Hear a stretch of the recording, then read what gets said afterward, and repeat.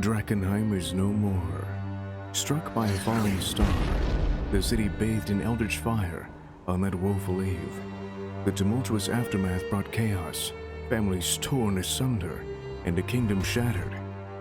15 years later, monsters stalk the haunted streets of Drakkenheim. Caught amidst rival factions struggling to rule the rubble, three unlikely partners venture forth into the crumbling city in search of riches, renown, and revenge.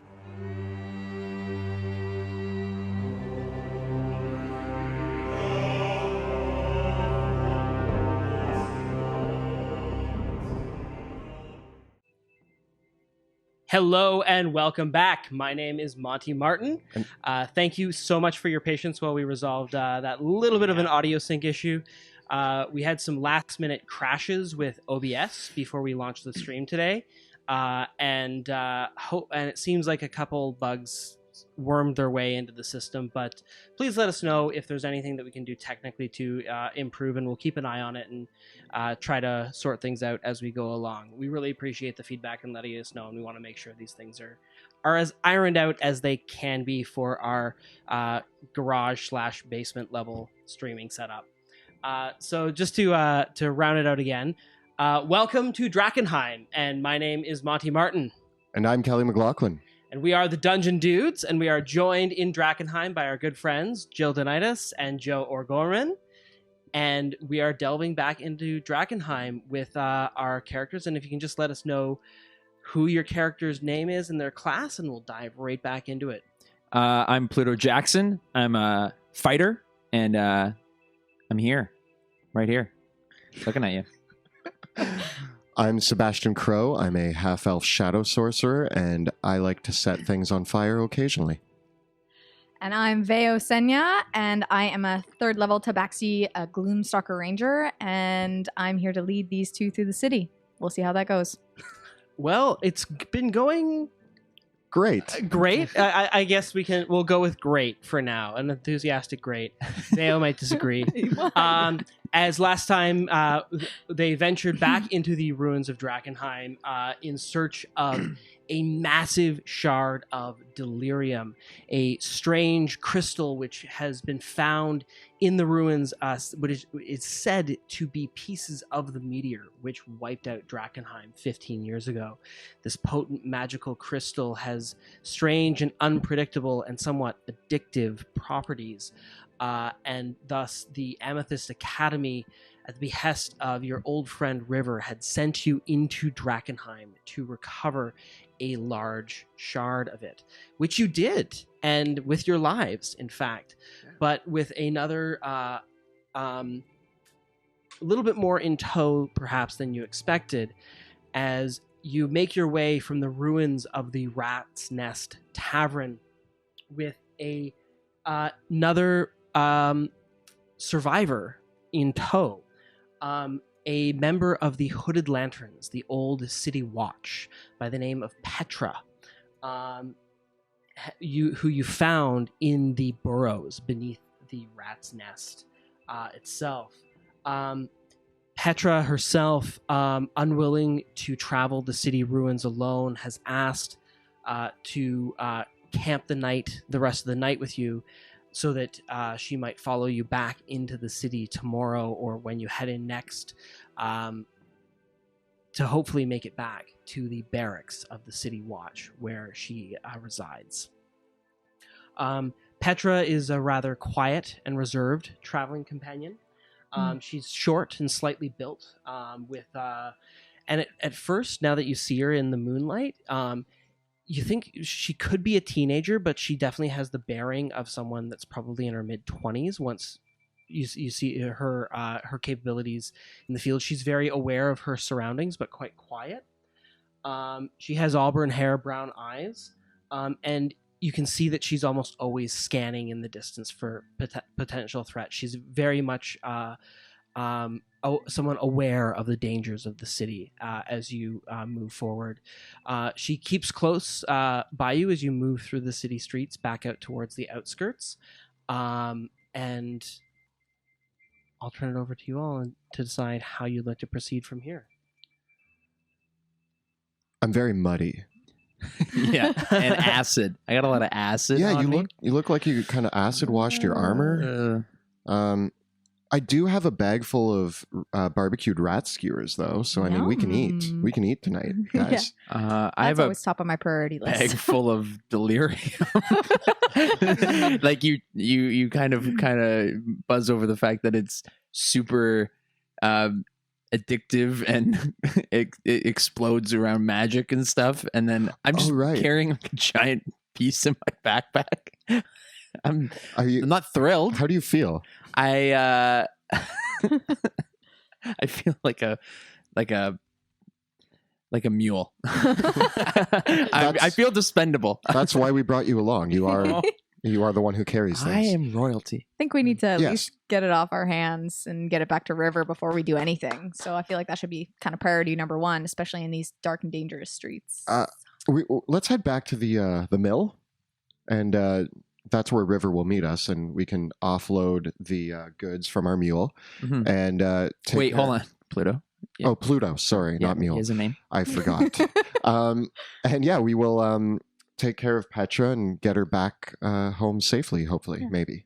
I figure that Petra. I mean, she doesn't have to know what we're doing with River. She can kind of be off in the distance while she'll hang out at the camp, and we'll go up to the mill. Yeah, we gotta keep it on that Petra, DL. Are you okay with barbecued rat for dinner? Sounds delicious. Oh, good. We make do with what we've got. Normally, we do try to head outside the city when we can. The forests are quite overgrown, and there's quite a lot of wildlife that's returned to the outskirts around the city. It's good hunting, actually. But in the city, food is scarce, and you gotta get what you can eat. I feel ya, girl. I feel ya. Yeah, it's one matter when you're just eating for one, but with a whole company of soldiers trying to make it work in the city, supplies are a big problem for us. So we've had to eat some pretty disgusting things in our time. Well, I can tell you one location where you can find plenty of barbecued rats. We left an entire pit filled with it, so yeah. We try not to eat the rat folk, though. A few of us have gotten really sick from eating them.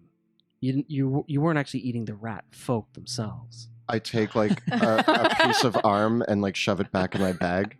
And I'm like, no, of course not. No, it's insane. You have to be really careful out here. The creatures have all that haze infused in them, and I've seen people just... It's a pretty ugly way to die, suffice to say. I mean, I just eat whatever I want. So hopefully I haven't had anything kooky happen to me because of this haze. Does this have anything to do with the fact that you can touch the delirium and we can't? Does that also mean you can eat these things and we can't?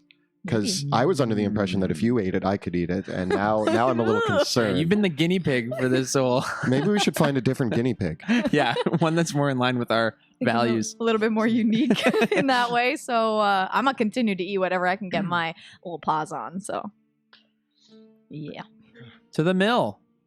You're staying at the Eckerman Mill. Yes. That place is a trash heap. Listen, we stay where we can. I don't insult your house. Do I come in and let you know that your little camp is a little bit messy? No. We leave a lot of graffiti there. Yeah, and I've seen it. Sometimes on runs we have to stop by there to clean out the last person who got stabbed in the back by their old companions in there. Yeah, definitely like a 1 star out of 5 rating when you compare it to other hotels. But I mean, a roof is a roof, you know? Can take what we get. Yeah, I saw the rat's nest. It wasn't really a great... It's not a better place to stay. No. I guess it's one of the best places to stay if you want to avoid the taxes of the city and stay outside its jurisdiction. Although I would have thought a lot of people would have used Emberwood Village for that. Was I supposed to be paying taxes this whole time living in the city? Well, of course. I mean, the Hooded Lanterns still need to collect their dues for protecting the city. I mean, I've been paying the taxes the whole time. I don't know what you're talking about. We have no need to go to Emberwood Village. It's a little far, and we're good. We're good with the mill, right? All right. For now. Cool. We can go to the mill and we'll see what happens. It's the late hours of the night, far past midnight, as you trudge back through the city streets, along the back roads of Shepherd's Way, up through the Karen Hills, before after about an hour of traveling, the Eckerman Mill, only lying a few miles outside the city, can be seen. It's there that you make your camp for the evening. Petra herself volunteers to help set your camp and set the perimeter and the watch. She pulls her weight in the camp and very quickly kind of almost assuming like you all know how to set a fire, right? I definitely know how to set a fire. Okay. I'm usually the one who sets the fire around here. We don't want to attract too much attention, but this late at night, this far out of the city, there shouldn't be anything that really poses much of a threat out here. I cast Firebolt at the fire pit. Good. She huddles up in her cloak and kind of asks for a bit of water and finds a nearby creek to fill up, and she kind of like starts washing the mud out of all of her clothing and the bits of blood and everything else that's there.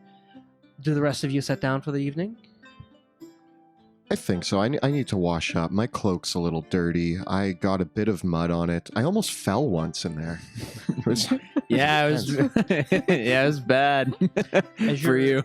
As you're washing, Petra asks, "You didn't see if there were any others down there, were there? Living or dead?" I didn't see anybody. It was really dark for some reason. I could see fine. I had a lot of trouble seeing. I'm going to refer to these two, but I'm pretty sure we cleansed it. Are you referring to like people or? Yeah. Oh.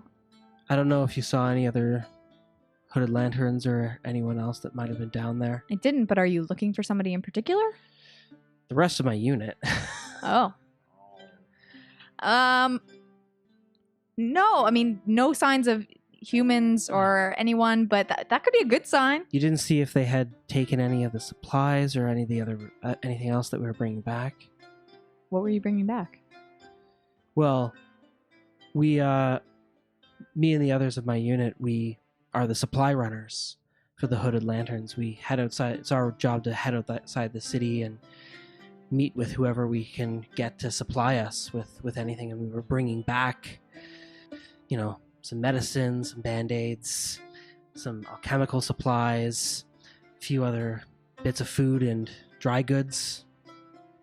Maybe I'll try to get a squad and see if we can go back there later.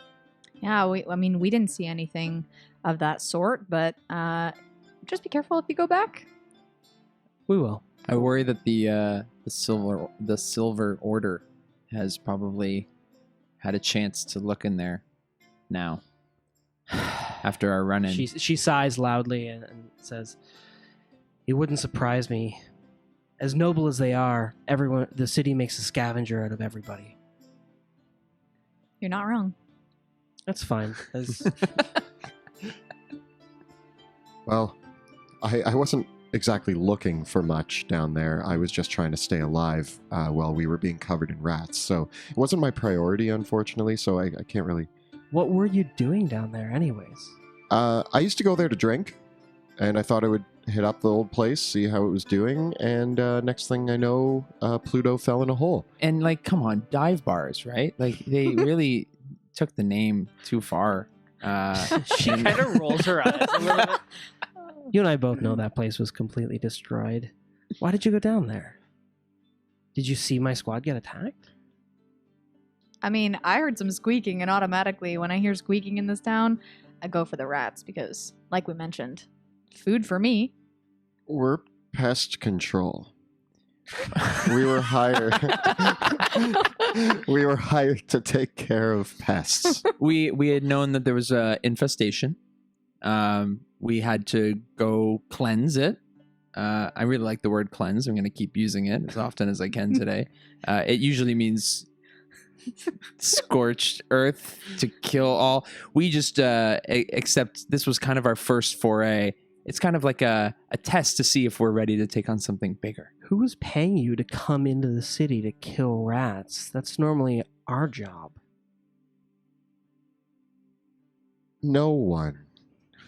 You're just good do-gooders. I used to live here, and so we kind of met up, and she does live here. I used to live here, and he's here because he just wants to, I don't know, represent his I homeland. honestly thought this was what you do here. All right. Sebastian, give me a deception check. It's par for the course. 24. She eyes you skeptically, but hearing about how you grew up in the city, her eyes kind of widen up a little bit. She says, "So if you want to fight for your homeland, you could come back and you could join up with us at the Hooded Lanterns. We don't have many spellcasters, but you'd have safety, security, lots of friends and camaraderie. If what you want to do is good in the city, that's what we're fighting for. We're just trying to make our home again." That's a noble concept. I'm a bit of a freelancer, so my idea was go in, kill all the rats, and then come to you guys and say, "Hey, I killed all those rats. You should pay us." All those people out there are fighting wars because they're all trying to stand on their own. We're here in the city working together, trying to do the right thing. If you want to stand on your own and die, be my guest, but you could talk to the commander. He would, I'm sure, we're always looking for more recruits. What if we want to be freelance agents who help you out from time to time? I mean, I don't know why you'd do that, but maybe I could introduce you to the commander and the others when we head back towards the barracks. Yeah, I don't see why we couldn't talk to him. I've talked to him before. He's all right. Good. Yeah. She doesn't push the issue that much further and kind of quiets down through the rest of the evening. Unless there's anything that you'd like to do or unless you'd like to continue talking to each other, the night can pass. I think I need a nap. I'm gonna clean my armor. I think I'm sitting by the fire because I don't go to bed with sopping wet fur, so I need to stay up a little bit and dry off. I first bath in months. I very meticulously clean my coat. I really want it to look nice for tomorrow. I don't like mud or dirt. Alrighty. The evening passes, each of you taking your turns with the watch, and a rather impotent daybreak signals a new day. The rain pitter-patters in the morning, and that's kind of the first sign that it's morning, is the rain. As the night stars fade away and are taken up again by the daily clouds which hang over Drakkenheim. Looks good. It looks like it's going to be a normal rainstorm today. Oh, not toxic. Yeah. Oh, that's good. Rain. And as you take your breakfast,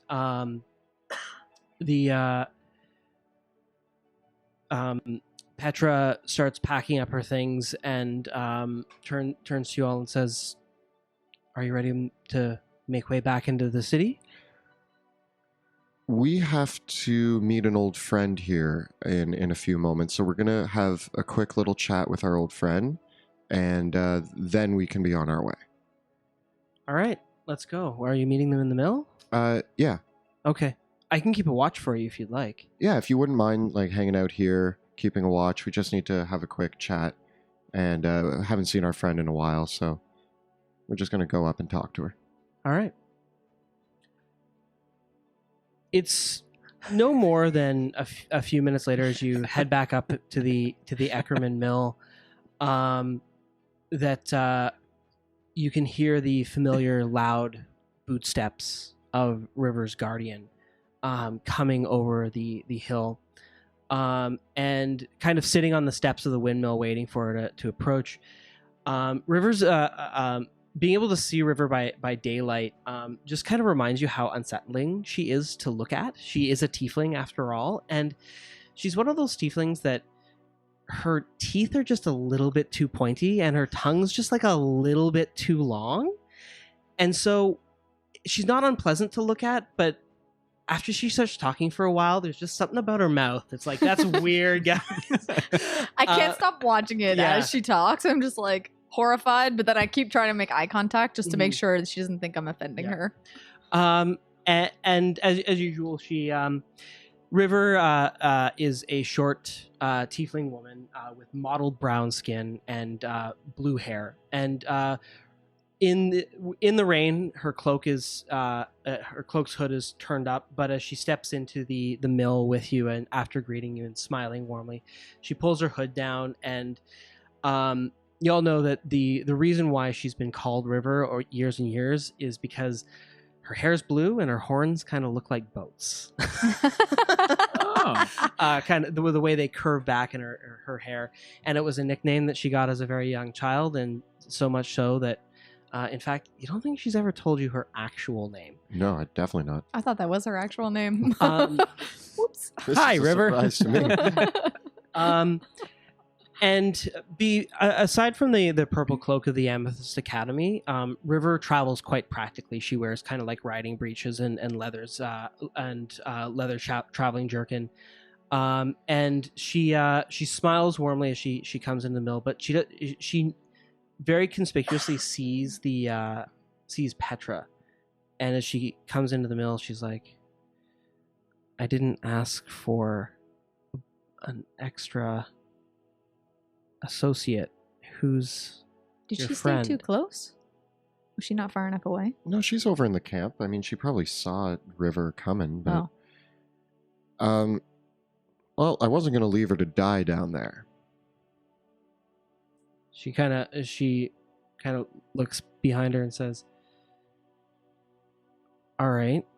Hopefully this will put your worries at ease. And I remove the backpack and I hand it to her. She sees the backpack and she motions for her bodyguard to grab it, and the bodyguard, a large suit of plate mail with a blackened face that you can't see underneath the visor, comes and picks it up, and you can see that its arm kind of like lowers a little bit, that it wasn't expecting something quite that heavy, and it opens up the bag and pulls out the piece of delirium, which is this massive crystalline shard that it has to hold in two hands. And you see River's eyes just go wide. And she's like, "That is a lot more than we were expecting." The biggest piece of shiny we've gotten so far. You're welcome. We deliver. Oh, I also have these. I take out the smaller shards that we collected. You'll have to forgive me. A bonus is certainly in order for a find like this, but I'm gonna have to see to it that you're more adequately compensated. As she reaches into her cloak and produces a bag of gold that weighs as much as the shard.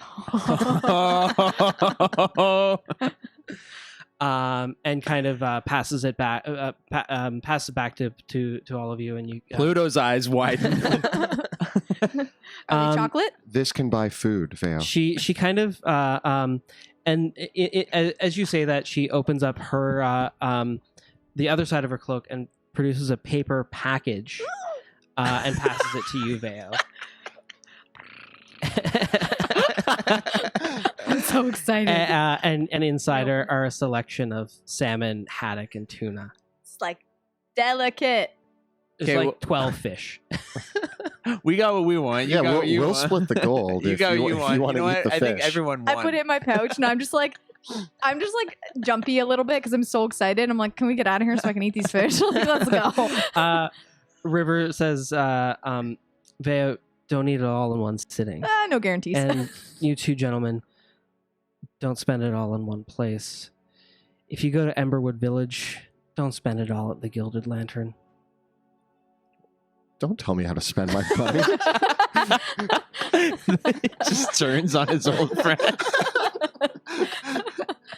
Well, hey, if you ever have other work for us, I feel like we're all happy to oblige, especially if payment is in such quick response.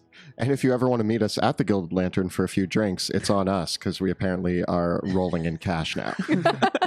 That might go a little ways, but this is a much larger find than we anticipated, and you should be paid commensurately with that. Let me see what I can do. There's really, unless you go to Emberwood Village, there's not much you're going to do with that gold here in the city, so try to keep it safe. That means I have to go to Emberwood Village, I That guess. means we're going to Emberwood Village. Later. I'm not ready. Well, but on the matter of more work, There actually is something that requires a different skill set, but I think that you'll be well suited to it, particularly you, Sebastian, and I think that your friends will come in handy with this one. Are you interested? Always. Okay. We have nowhere else to be except apparently going to check out the hooded lanterns, but I'm in. that's not important. I like getting paid. Yeah. Your friend there, Yes. she's one of the hooded lanterns? Seemingly. I don't know if we'd call her our friend, but yes. Okay. She was a prisoner, and now she's kind of like she's like our tent putter upper. I haven't had a proper how do I say this, servant in a while, so it's a kind of a nice. She's not a servant. She's our survivor, Wait, and I can respect that. Just watch out for them. They're still trying to collect taxes on people in the city, I've heard. So if you have all that much gold, you might want to keep it safe, or you're bound to lose 10% of it. Do I have to give her my fish in taxes? Listen, the hooded lanterns are crazy. They're clinging on. They're like a poor damn dog trying to protect the corpse of their dead owner. I think they The have good corpse values. is the city. Yeah, and I hear you're supposed to kick the corpses. It's traditional. I'm learning a lot, and I have like I have a guidebook that I'm adding to that I'm really proud of. Pluto, do you think that everybody that we pick up is your servant?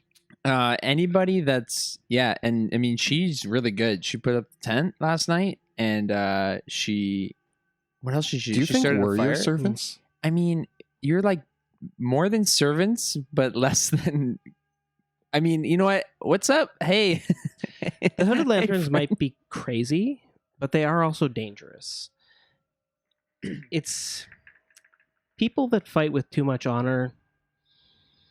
They're kind of hard to predict in my books. I'd rather deal with a bunch of crazy bandits than people that say they are still loyal to some sort of nation, but that's just me. In any case, I do have some more work for you if you're interested. Definitely. Okay. Let's get down to business then, shall we? As you might know, Sebastian, Drakkenheim's been home to a bunch of malfeasants, wizards who have fallen out of favor with the Amethyst Academy. My speciality. One of them has been hiding out in Drakkenheim longer than any. A man named Oskar Urine. He had a falling out with the guild about 12 years ago, and we thought he was dead, to be perfectly honest, but it turns out he's here alive in Drakkenheim. He's holed up in a mansion called Reed Manor, up along the Market Road in the north end of the city. He's survived in Drakkenheim for a long time, and in his heyday, he was a brilliant researcher. He kind of left the academy, I think, because he wasn't getting the funding that he wanted for his experiments. So it wouldn't surprise me if he's been doing some more work in Drakkenheim. We'd like an update on his research progress. Smash it all. Ideally, no. Oh, I read that totally wrong. She laughs and says, "When was the last time you read a book?" How many pages in a book? I read these walls all the time. Don't worry, I'm not asking you to read his research, but if you can get it and bring it back to me, I'd be more than happy to read it for you. Question, River. How burnt do you require Oskar to be? Listen, the only value Oskar has to the Academy now is what he knows. We have no intention of bringing him back into the fold, and from what my higher-ups tell me, he's not coming back, no matter what. But he still might know something, whether it's about the Delirium, the other groups here. He's a good researcher. We'll give him credit for that. Anything he might have is worth it to us. So if you want another bag of gold like the last one, find out what he knows. If you have to kill him, fine. But he's probably got a lot of information in his head. So if you do have to kill him, Bring you his head? bring that back. Noted. Just his head? You guys can do that? We have ways of making people talk. Neat. Oh, man. Even if it's just their head. I like. But I if like you the can get him to Amethyst loosen his Academy. lips before you have to separate his head from its body, that'll make life a lot easier on us. We would rather you not bring him in alive, though, to us. So whatever, and if you do have to decide that he's not worth killing, it would be ideal if he didn't know it was us. We'd rather, if you do kill him, make it look like he pissed off the wrong people, not us. What's his business in Drakkenheim? He's selling, or does he just do research and experiments? We found out about this lead because we'd heard that there have been a few people selling potions and supplies in the city itself, which is insane to me to think that anyone would actually want to hide out in here. But it makes more sense when it's him. There's a few complications that the delirium and the haze make it difficult for us to leverage all of our resources at the academy in finding and tracking down malfeasance. And at this stage, there's enough of them hanging out in the city that we would rather they didn't know we were onto them yet. And his research has to do with the delirium and all of that, the meteor and the shards. It wouldn't surprise me if it did, but if it doesn't, it still might be interesting to us. We have a feeling that he might be, given that a few of the other wizards that we've run into before that have hidden out in the city, most of them took an interest in the delirium. But Oskar is in another league himself in terms of his capability as a researcher, and if he's figured anything out, if anyone's figured anything out, he's probably got a good shot at it. Wonderful. Any other questions?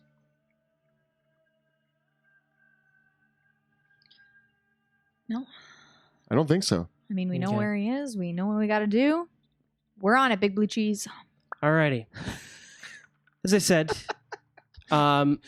Reed Manor is in the north area of the city, outside the walls. You should be able to find it pretty easily. There's several manors in the area, and I'm sure Veo has a good enough understanding of the lay of the land that she should be able to lead you there. I got this. And as I said, I leave the discretion of what to do with him up to you, but I wouldn't burn the house down at first, Sebastian. I'll do my best to We have him need his maintain notes fire. if he has any. Okay, fair enough. I'll get the notes, then I'll burn the house down. Maybe. I'll try not to burn the house down. How does that sound? Sounds good. I mean, you could burn the house down after you've taken the notes. Fair enough. It's a waste of a good house, though. In this It's city? true. That's actually very true. New base camp? It is interesting that he's camped out there so long. If the house is in good shape, it might make another good staging ground for future operations. That might be a little bit more, shall we say, discreet than the mill now. So think about that. Mm. Cool. Pluto, you look puzzled. What's the matter? Pluto's going to stay eerily quiet and just nod along. All right. So, with that, River bows, draws her hood back up, and says, "I'll give you a few days for this one. I'll meet me back out here in a few days with whatever the results of your work are." Wonderful. We'll be here. All right. See you soon. Be safe. Pluto, you seem eerily quiet. That's strange. I agree. Usually you're the loudest. Well, I like money, and we just saved like the tax lady by the fire, but we're gonna go beat up a scientist for his homework. Like, does anyone else have any qualms with this? He is a rogue wizard who betrayed the academy. It's literally my job to track down evil wizards. All I'm saying is maybe we can find an arrangement that allows us to They didn't say we had to kill get him. our They hands on said his research and maybe let him live. that's the ideal solution. Yeah. That'd be Okay. nice. But I mean, a job's a job. Like Gotta if I get the gotta job done. if I gotta help this servant, if she can't be my servant, then I feel like a bully right now. You are a bully. And since when were you not into fighting? I'm down with fighting. It's just like I fight big monsters and beasts, and I slay dragons and rat people. I feel like we're just errand people for the Amethyst Academy now, and now I feel like we're kind of doing their dirty work. Have you ever fought a wizard? Yeah. Yeah, it's worse than a monster. Well, So how do you think I get this dirty? look, we'll go, but I have my I'm struggling with my personal It's true. I mean, this technically isn't in your wheelhouse, but maybe you'll learn a trick or two to be able to survive in this All right. city. So we'll get you to tag along. take me to just in Reed case. Manor. Sadly, this is my entire wheelhouse. This is what I do. I kill wizards. Although we won't kill him if we don't have to. But if he turns on us, if he casts a spell in our direction, then we cast spells in his direction. Well, except you. You cast swords in his I'm direction. gonna And you cast arrows. Okay. With that, you set out. As you head back down to your camp and begin packing things up. Petra turns back to you and says, "You didn't speak with your friend very long. Is everything okay?" Yeah, we just wanted to see how she was doing, and kind of she lives in the area as well, so we just wanted to kind of get a lay of the lands. I used to live here, but we just want to kind of know where some good places to sightsee were Eat too. Food Eat. is important. and sightsee. She kind of sightseeing. Have you seen the city at night? It's beautiful. They're taking me on kind of a tour. I'm new here, and I gotta say that it's different. This place is new to me, and I've heard stories of Drakkenheim, but I've never been here. And I gotta say, I was probably a lot better in the books 15 years ago, but this is neat. Our tour books definitely need updating. Yeah, there's got to be. You guys should have. Like, I booked my tickets a long time ago. Yeah, like the first place on the tour list was the Rat's Nest to go grab a drink at a dive bar, and that turned out great. Yeah. So we're gonna drop you off, All right. and then we're gonna go to check out some other locations in the city. But So you have other business then? Mm-hmm. yeah, Well, we have other touring All to right. do. All right. Let's head back. We take the Shepherd's Road. Hopefully we can run into the next patrol of the lanterns, and I can get out of your way sooner than next. If any of my friends run into you in the future, just let them know that you ran into me, and maybe they'll let you off easy. Do you guys have like a safe word, like a passphrase that we can use? kind We of- change those every day, so I can't really say with any certainty what any of our codes are going to be from day to day. But if you let them know that you know Petra Lang, and maybe they'll Saved her? yeah, you saved me. Thank you. Hey, no problem. And like I said, if you need shelter, if you need work, if you're sick of scrounging about the ruins, consider it. Right? Especially, I can tell you're all probably just looking for money and to pick over the corpse from some next place that you can find. And if you're looking for something a little bit more honorable than that, working with us is the way to go. I am. Yeah, I mean, Hmm. we'll consider it, but I've had my run-ins with the lanterns, and they're not necessarily the free birds of the county. So, I think for now we'll stick to what we're doing. There's bigger threats than just ratlings in the core of the city. That's why we've closed the gates down. So we really do need help on the inside there. And if you're brave enough to take on that many ratlings, you're certainly brave enough to fight the bigger monsters that are on the inside of the city. We could really It's use no you. problem. We've dealt with far larger. All right. She. I killed a troll. That's amazing. She, as you head forward, my she brag. asks you to regale her of the tale of how you killed a troll. And then it was on top of me, but then I got on top of it. We were wrestling. Is that the whole I come story? in. I wanted to come in like halfway through the story, Yeah. and he's standing on top of my brother Steve, and I'm like, "Get out of here!" But This that's is Steve trolls. Jackson. It's in like Steve Jackson Games, the creator of Munchkin, is your brother. That's canon now. It's canon. Okay, yeah. That's how the Jackson family made their money. Yeah. Killing trolls. Fantastic. So as Pluto regales Petra with his tales of troll slaying and his entrepreneurial exploits of the Jackson family in the board game industry, Dice. A lot of dice games. you come you head along Shepherd's Way until you reach the Shepherd's Gate. It's within about eye shot of it where you can see the large Barbican style gate with the two towers flanking it, and the still flying up over the towers of the gatehouse are the livery and the flags of Drakkenheim. And you can see in the distance as you come down the street that there are still soldiers patrolling this part of the wall and the towers, and you can hear a little bit of hustle and bustle within.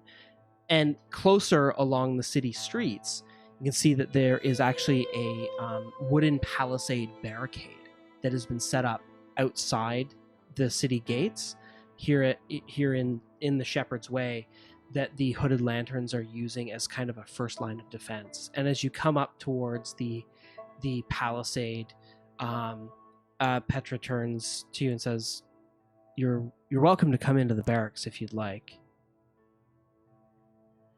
Oh, I mean, I'll go in. I've got to say hi to Joe and Lorraine. It's been a while since I said them, and I think it was Steve's birthday last time. So, I mean, Another Steve? There's a lot of Steves. there's a lot of It's a Steves. really common name. It's a pretty common name in Drakkenheim. So, I mean, if they're in, I mean, they might be on patrol. I mean, if you but- have no other business, you're welcome to stay with us for a couple days. At least we've got food, provisions. Nah. We do have somewhere else to be, but we could stop by and just say hey. Maybe we can stop by on our way back. Oh, we could do that too. Yeah. We do have a few days to complete this mission, but I don't know. What do you guys You mean think? sightseeing, right? Yeah, we want to go sightseeing and then we'll come back here. Yeah, Yeah. it's not that I want to press the issue, but Say hi to know, Lorraine for me. on a day where it's not raining acid, is probably a really great day to get a lot of things done. All right. Yeah. Goodbye then. As I'm leaving, I hope you don't get killed in the city. I You too. pound my chest towards the flags in respect. Petra salutes as well, and she turns to head back into the city gates. And as she turns towards the palisade, there, you can kind of hear like the horns being sounded. And as you turn to walk away in the city, you can see that there's a few other people that rush out from the gates, and there's a few other people that kind of like grab Petra and hug her, and like kind of like turn up, and you kind of just see her like shrug and look back towards the rest of you as you walk back into the city. I turn one last time as we're leaving, and I'm like, Petra, just remember, my name's Sebastian Crowe, and I saved you. Tell people.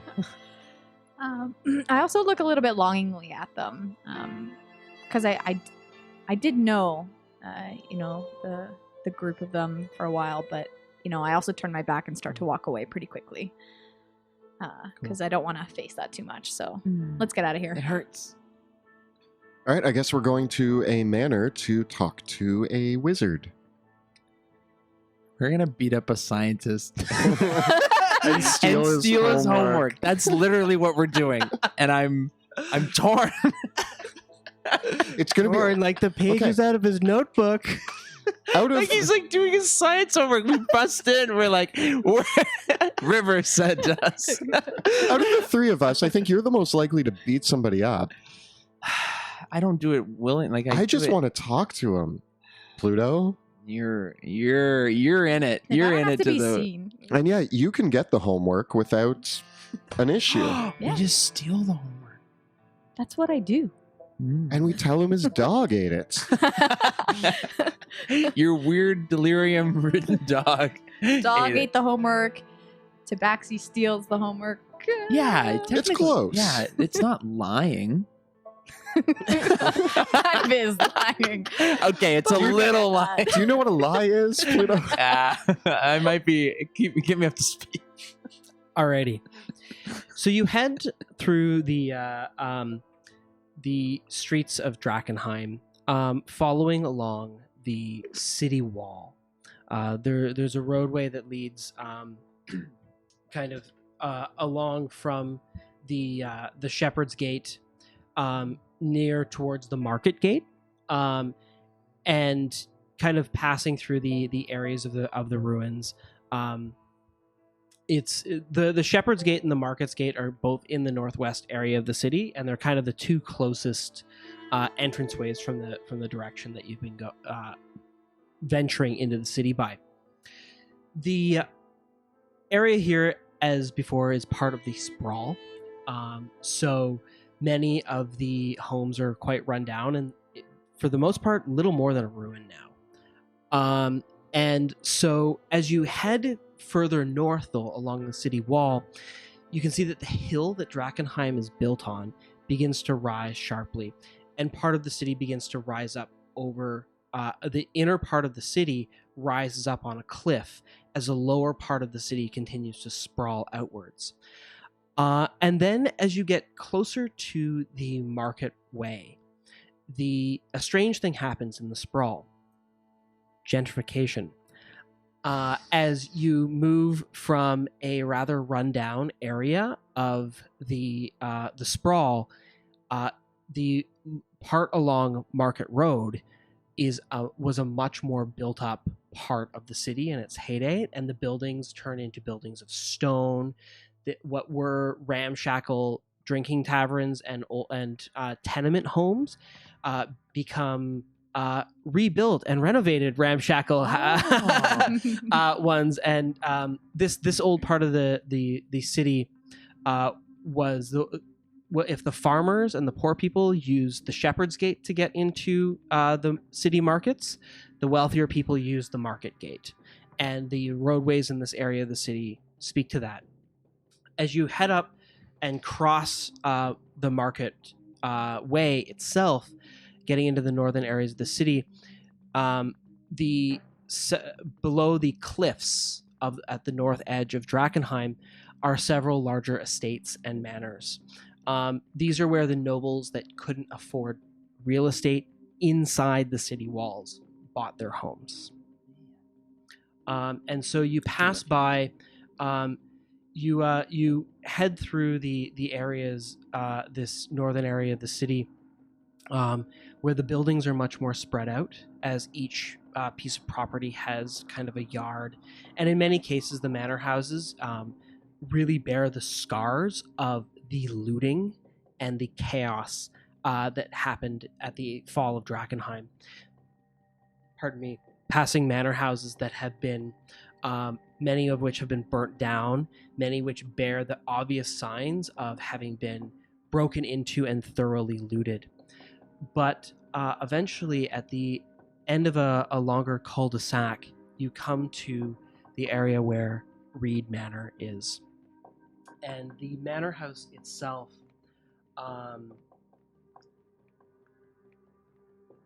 is a moderately sized estate.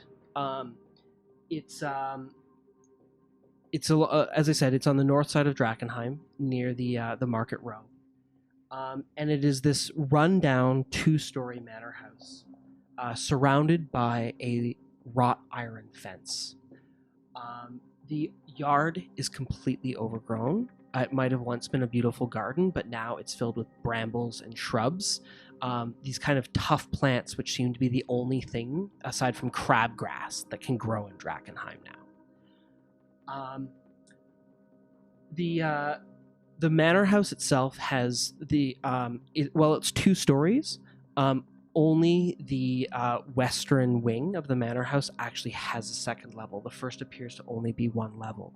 But all across the stone ground level of the house are these long, thin windows that might have once been filled with stained glass, but now most of them have been boarded over, or in some cases have very obviously pieces of cloth have been strung across the windows because the glass has been long broken and salvaged. Nevertheless, you can see light shining from within on the first level. On the other side of the estate yard, there is a collapsed outbuilding. Perhaps it was once a barn or a stable, maybe even servants' quarters. But that building, made of wood, has almost entirely collapsed. Casing around the manor house itself, it seems that there is a short cobblestone pathway that leads from the fences to the yard to a short set of steps with central double doors. And in kind of the nested in this kind of alcove of the entranceway is a fountain which has been choked through with rainwater, and as the rain still falls below, you can see like it's overflowing, like clearly the drains of it have been clogged. There may, if there are other entrances to the building, it's certainly large enough that there's probably a back door around somewhere. You might have to cross the fence and go into the estate to see it. What will you do? I have a plan. All right, let's hear it. I Involved think. smashing down the door because I'm already. Well, Veo, how good are you at sneaking into places? How good is a mouse at eating cheese? Depends. Is the cheese in a trap? No. Then relatively good? Yes. Okay. Pluto, how good are you at hitting things with a sword if things don't go well? Oh, pretty good. How good am I at talking to people? Pretty good. I like actually. where your head's Yeah. at. So I'm into this so far. we need the homework. We Mhm. need to try to distract this wizard long enough to obtain his homework. Mhm. We need to be ready to fight our way out if it doesn't go well. Okay. That's my thoughts. How do we know what the homework looks like? I don't, Hmm. but research, I'm imagining, just looks like a bunch of papers strewn about a research-looking room. I'm sure it will work itself out once we're in there. I think I have an idea. Okay. Okay. Veo, first floor is lit up. Second floor is not. Correct? The second floor does not appear to be illuminated. You go in through the second floor. Men. You, Sebastian, you panic, knock on the door, and ask and tell them that someone's coming after you and you need somewhere to hide. And then I show up and I'm looking for you. The old deceive trickery Will they switcheroo. not, like, if they decide that I'm like in need of help, will they not just then try to kill you? I to mean, defend me. My thought was we're going to knock on their door and I'm going to pretend to be the potions investigator here because I heard oh, they have... your plan is 1,000 times better than mine. Why? Oh, the first potions investigator in Drakkenheim in over Yes, I heard that 70 they have the best potions, and I'm here to look into that. And it seemed much better in my head when I thought of it. It's not a bad idea. It's not a bad idea. You do have a big bag of gold. Which I can show to them to say how much I've been paid as a potion investigator. Or you could ask to buy potions. Look, when in potion That makes investigator, much more sense. you're showing up your salary. Is that your plan? Look how much money I make as a potion, and they're like, I should do that. And you guys just start talking about potions investigating? Yeah, he hears how much I make, and he'll be like, "Oh, that's cool. I don't wouldn't make very instantly much as think a that's a potion seller." pyramid It's scheme. That's a it's pyramid scheme. Yeah, it's definitely I'm going to talk him into a pyramid scheme. Okay, you talk him into a pyramid scheme. I'll stand there, I guess. You can back up my story. Every time I could say be something, you say, "Yes, that's true." You could be his bodyguard because you look big and tough, and he's got all the gold, so you're protecting him in this deep, dark, strange, scary city. Are they going to believe that a person as royal as I am is going to be a bodyguard? I mean, currently you're covered in mud, you're covered he in cleaned acid up. and rats. He cleaned up a little. We could but, throw I mean, more mud at him. It takes days to get rid of that much filth. No! All right. So, what are we going to do? Potions investigator or help me, and then I show up? Buyer. Potions buyer. Oh, yeah, potions buyer. I guess we let Veo decide which one's the better plan. Potions buyer. Okay. Okay, but next time we do the other one. Next time we'll yeah. Help me. Are you sure you don't want me to talk him into a It's pyramid get scheme? help. It's get help. We could do Get help, get I need help. potions. To get help. Okay, wait. If things go wrong, I'll switch. Okay, and then I'll throw them at you. I'll throw you at them. Sorry. I'll just turn and see you and say, "Whoa, who is this guy? I'm being chased." That might not work. As long as you guys keep enough distraction, which it sounds like you can, away from me getting the homework, Yeah. then we're good. Just keep them at the front door. We'll Yes. distract them long enough to let you have an entrance into the top floor. You look for anything that looks like investigative notes, and you get out of there before you're caught. Do I take the notes? Yes. Oh. You take everything. Just not like Take- mental pictures? No. You, No? you steal We're everything. installing a spy cam in your eyeball. Can I do that? Do I? No. I can set things on Too bad we fire. can't like bug his place. Later. Yeah, Give me later more- when we play Shadowrun. We'll just put a bunch of bugs in there. You just release Like a bunch of literal insects. bugs. Insects. Here's Okay. a beetle. Oh, those. So to summarize, Sebastian and Pluto will go up to the front door Mhm. and knock in a friendly manner, Mhm. asking to purchase potions. Mhm. Meanwhile, Veo will sneak up the second story and start looking around. What's your exit strategy? If Veo gets everything and Oh. comes out, she can probably pop around the side of the house and just wave to us. If things go wrong, I'll start a fire. That's a and good signal. and do you have like a? Can you? What's your signal, Veo? What's like your ideal signal? Yell about pork chops. So Done. if we yell pork chops, it means like abandon. It means you need to get out of there. Yeah. Okay. And if you yell pork chops, everything's out the window because they'll know you're in the house. Okay, we'll yell pork chops if things go And then poorly. what? No, can you make like a bird sound? Yeah. Okay. So Caw. yeah, that Like means that? that it's like mission accomplished. Yes. But Okay. pork chops is Is Mission abandoned failed. ship. if we yell mission we that's okay. Not failed, but we go to plan B, which is fight our way through it. And we'll try to keep him alive. Now I got a question. Oscar. Is there any reason why we may have to come back here and deal with him again? Maybe we'll come back to buy potions from him for real. I'm just thinking, like, I can disguise myself so that way if I get caught, there might be a reason why I need to come back, so that way I can come back as myself. Or do you think not even bother? I think that we leave the disguise for if we ever need to come back here. Then we'll put There we on go. disguises. Okay. Sounds good. And I will wear a mustache. I mean, I don't want to get too semantic-y. Is that a word? We're gonna make it a word. In the dictionary. How much gold do we have?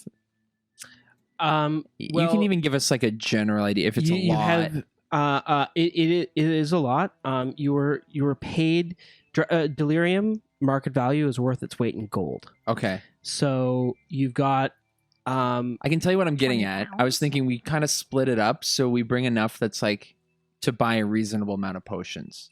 you definitely wanna have let them on. enough here that you could buy several potions. So let's put like divvy it up a little bit into like a single bag, like one bag of gold like a separate one that's for buying, and that's what Okay. you Yeah. use. Do you want me to Yeah, carry like if any you want to gold? separate out, like, because looking in the bag, most of some of them are trade bars. So inside you've got actual like solid like weight to what you've got there.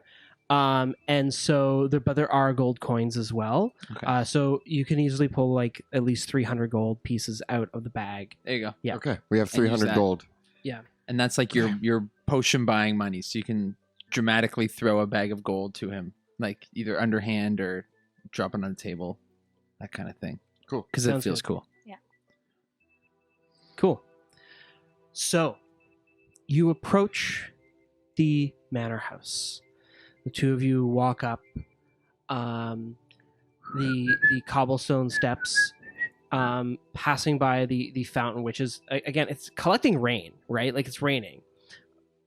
And as you see the fountain is just like overflowing with rainwater, and there's like a pair of like toads that are kind of like sitting on the edge of the fountain, just kind of like creaking in the rain. And there's a big knocker on the middle of the left door as you walk up to the doors. I gently grab the knocker and tap it lightly on the door. Cool. The you can hear quite suddenly within, you hear the sound of what sounds like several glass bottles being knocked over in shock. And what sounds like a man's voice swearing, and a woman's voice who replies in kind. And basically some pretty awful comments that I won't repeat out loud get repeated between them that culminate in the man agreeing to answer the door. As the footsteps sound and walk towards the door opens up, we'll shift over to Veo. What are you going to do? So I am going to start to sneak around the side of the building, Okay. looking for somewhere that I can start to climb up the side into a potential window. Okay. You look around the back, scouting around the building. The windows on this level are long and thin.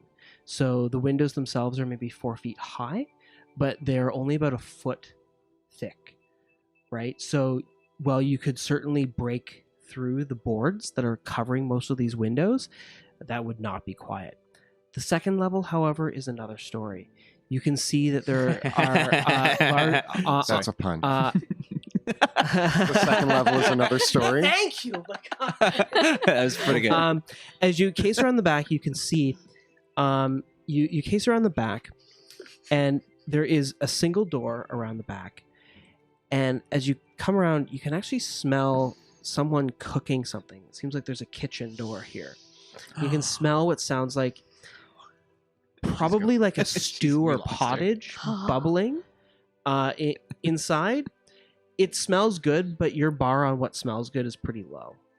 As you come around the second level, on the second level, the windows, there are several larger windows. Some of them still have the glass in them, but one of the windows on the second level, it looks like the glass is shattered, but the window hasn't been boarded over and isn't shut. Enough of a hole for me to potentially get through without cutting myself? With your care and caution, absolutely. Yes. Okay. Is there any way or easy footholds for me to actually climb to the second level? It's a rough stone house, and there's several timbers and everything like that. You've got about 15 feet to go to get to that window. It's a difficult climb up the stone, but not an impossible one. Okay. Yep. There are there's at least 5 other windows on the upper level, but those ones, you can see there are thick curtains drawn in front of them, and the glass is still in place on those windows. Do I see anything that I can use as a ladder, or is it just nothing in the yard? There's enough overgrowth on the side of the house, and the stonework is rough enough that you could climb it as it is. I'm climbing it. Okay. Give me an athletics check, please.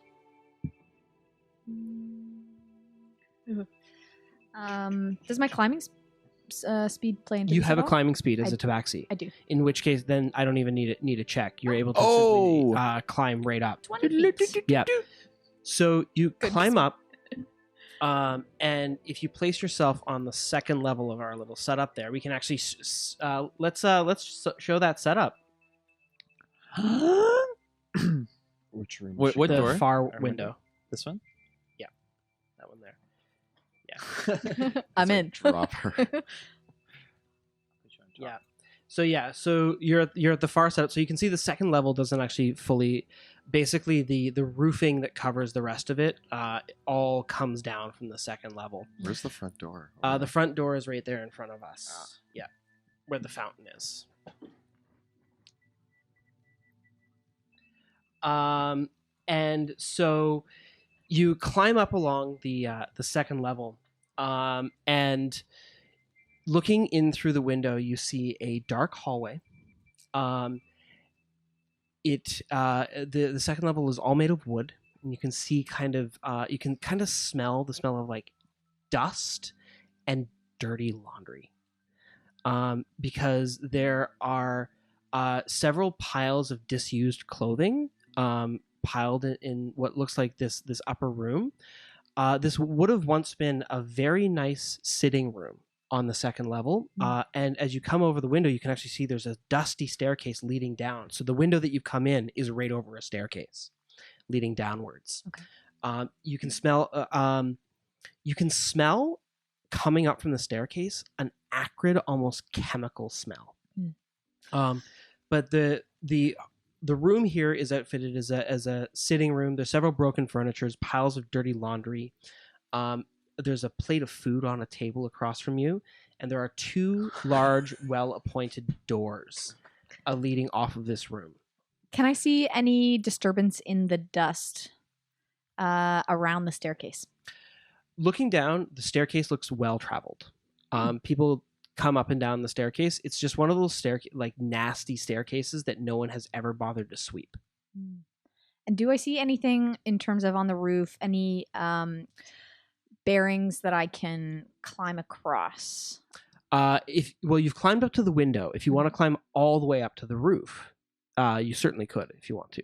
But inside, when I look up, if I were to go in, is there yes, anything I there can? are indeed rafters. Ooh, This is the upper level, and there is no attic above this. Although the walls continue all the way up to the middle. Like basically, the central wall here is the middle of the peak of the roof, right? And that's like the structural thing that's keeping the roof up in the middle. Okay. Yeah, but there are rafters that you could climb up into. So you couldn't sneak into another room through that. You'd have to go through the door. No, you have to go Okay. through the doors. Okay.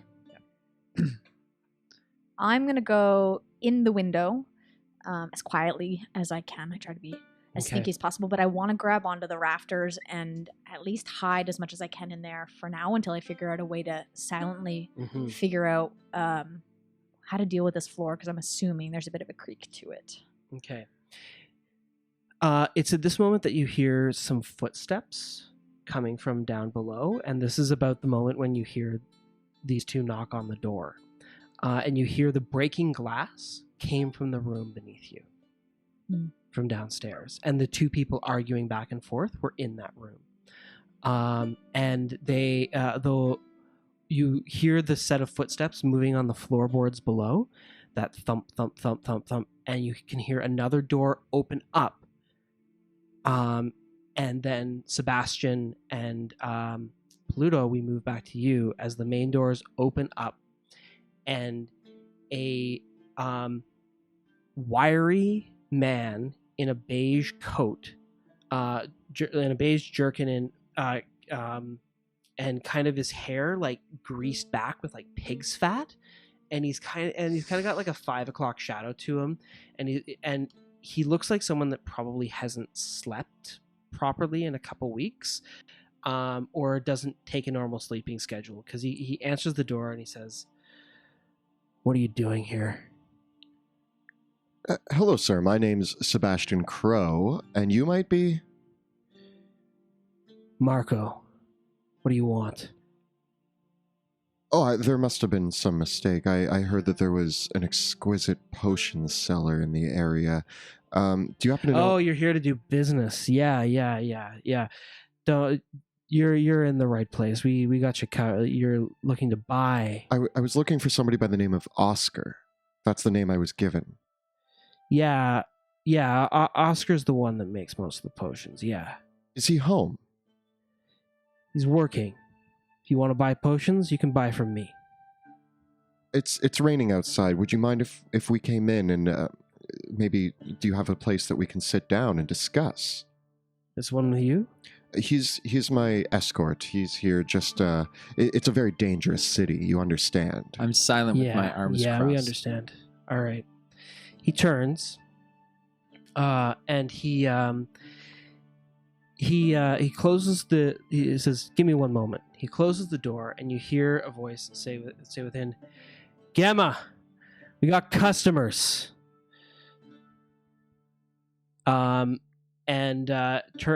Then opens the door back up again, and opens the two double doors. And as he opens the doors up, you see in front of you a foyer. It's it would have once been a well-appointed foyer, but now there are leaves and mud all tracked into the hallways. Whoever's taking over this place doesn't bother cleaning it at all anymore. There are several barrels and boxes in here. Several of them are really nicely packed. And what you can actually see is that several of them bear the seal that you recognize from the hooded lanterns on it.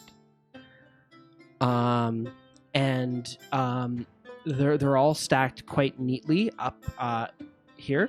They look like crates of just everyday provisions and supplies. Thanks. And we need those things. And sitting beside them, stacking them up, is a massive ogre. He is all of his hair has fallen out, and his skin is graying. And you can see there are a bunch of scars and wounds all over him, but he's there like stacking up. And as he turns to regard you, he turns around, and his eyes are completely milky, and his jaw has fallen off. And your name is? Marco turns to him. "Don't talk to the zombie." And he says, "Come on in." Okay. Oh, yeah. Yep. Follow. I I follow. And so he leads you to the right, opening up another set of doors. And so we will now kind of place you in here. This is a tense situation. He leads you in.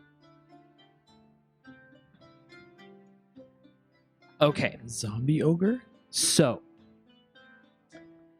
he leads you through the doors to the right into a great hall. And you can see a warm fire burns in the large fireplace. Its crackling flames send like the smell of wood smoke throughout the whole room. You can see that there's a black marble mantelpiece. Like, this would have been a really nice dining room in its heyday.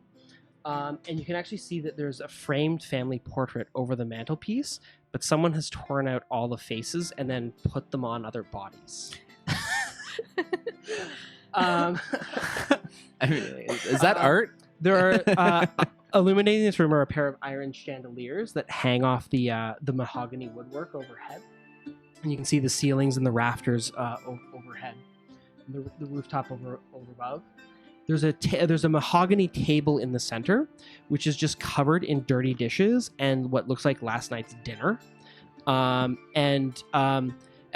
Marco leads you into the room, he kind of like sweeps a bunch of the plates off the table onto the floor with a crash, turns one of the chairs around to offer you to sit down to it, like thunks it down, and sits down in the chair, kind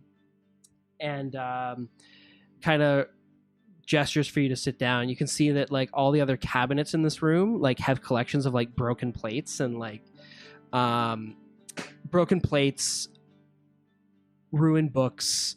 There's a few intact pieces that are on the cabinets, but most of it is long destroyed. You can smell something in the kitchen, the next room over, that's cooking. As he sits down, he says, "Hey, brain dead, clean that up."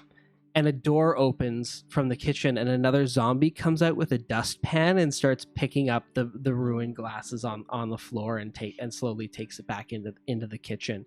And he kind of looks back up at you and says, "What are you looking for? Are you looking for healing? Something a little bit fancier? We're working on a few new things." Your name again, sorry, was Marco. Marco. I'm a pretty high stakes person here. I'm looking for something a little bit better than the average potion. Manservant. Place my gold upon the table to show him what we're dealing with. Oh, it hurts. You place the gold down on the table with a loud thud, and he leans forward, and we'll move back to Veo upstairs.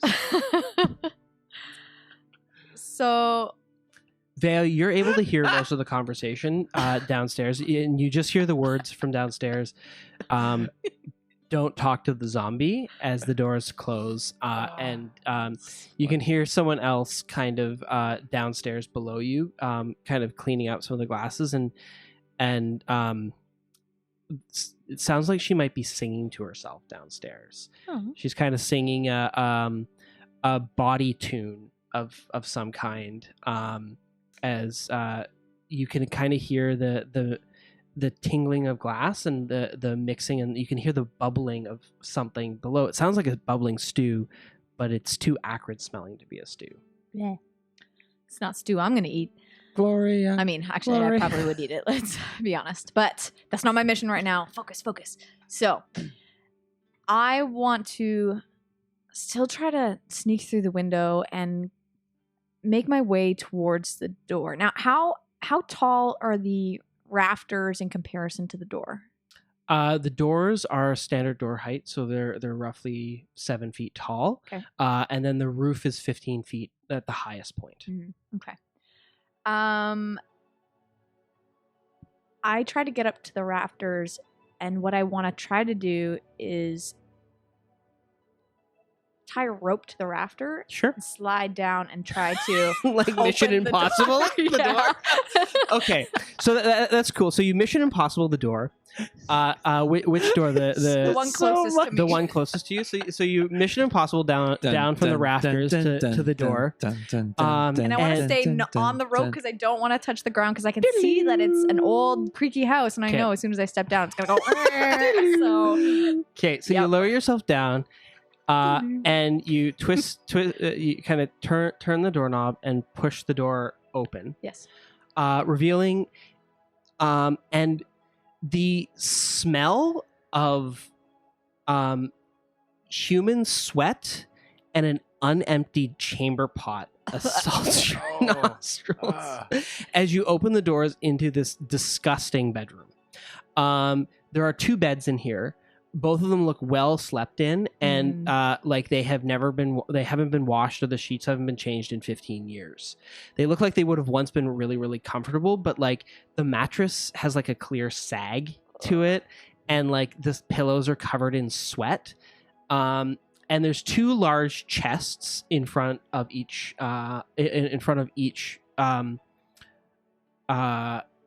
bed, and what look like the ruins and remnants kind of pushed in one corner of several children's toys. And then there's the 2 windows leading into this room, and there's lamps on the bedstands beside each bed.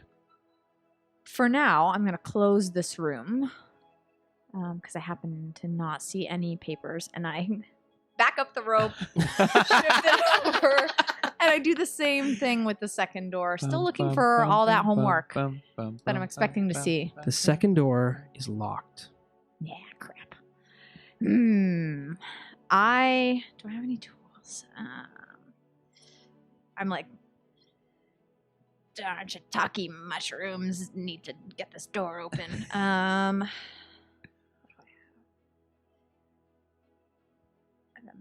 Mess kit.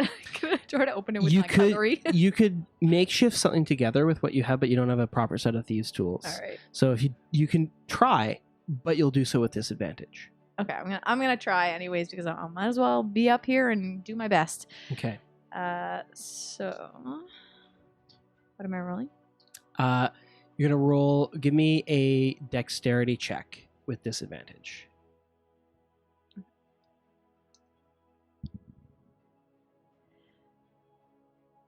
I get a 9. Get a 9. Okay. So you mess around with the lock, and as you're like pulling around with it, you break the doorknob off, and it falls on the ground with a loud king, king, king, king, king. I slide back up the rope and go towards the window and scoot out. But I stay. You know what? No, if I can, I'm gonna try to now climb towards the roof to get out of the way. Okay. As Ever seen a scared cat? So Yeah, you hear a voice go, "What was that?" And the voice, you hear a set of footsteps coming up the stairs. You're on the roof now. You want to go out the window? I'm trying to get out the window. You go out the window and you leap up the roof. Okay, so you're going for the window. They're going to start coming up the stairs. So give me an acrobatics check to see if you can bound out the window and up onto the roof before they get to the staircase. All right, here we go. Ba-da-da, ba-da-da. 14. So as you get to the window, you are on the windowsill and you look down the stairs, and this bedraggled looking, rather pudgy woman is at the bottom of the stairs, and you make direct eye contact with her. And she looks, and she's wearing all black, like she's wearing she's kind of wearing like black leathers, and she's got this bedraggled hair that she's tied back up in a ponytail, and she's wearing a big thick pair of goggles that she's pulled up back over her face, and she looks you in the eyes and she says, "Hey, what are you doing, thief?" And as you what do you do? I mean, your food was delicious that was on here. Thank you anyways. Bye. Okay, so you leap up onto the roof. Okay. As you do so, we're going to turn you hear the screaming out through the hallways. The two of you hear this screaming of thief, thief, thief coming down the hallways, and Marco kind of perks up a little bit and says, "Sounds like we've got some trouble. We I better check this out." And he kind of eyes both of you suspiciously for a very quick moment. What do you do? I push the chair back that I'm sitting in, and I was like, "Thieves here? That's ridiculous. We're in Drakkenheim. This place is safe, right?" I go, relax. I cough it out. My liege. Yes. There were thieves Royal earlier servant. on the way. It might be the same ones. The thieves that were after my gold because I'm so wealthy. It's all that money you made potion inspecting. I'm a potions inspector, as a matter of fact. And that's how I make my living. You see, you could be a potions inspector too. Okay, make a deception check with disadvantage. With disadvantage. Oh, not bad. 18. 18. Yes. He eyes you up and down. It's like, don't feed me that kind of elaborate bullshit. The potions inspection agency died with this kingdom. I'm trying to raise it back up again. At this stage, I'm going to have all of you roll initiative. Oh no.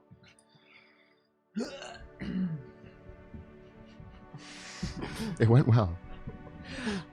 It went well. And then what I think we'll do is this is a perfect moment though for us to take a 10-minute break. Yeah? Woo! So we hate to leave you all in suspense, but we're going to take 10 minutes, refill our water, and then get back in with some serious action. Oh, yeah.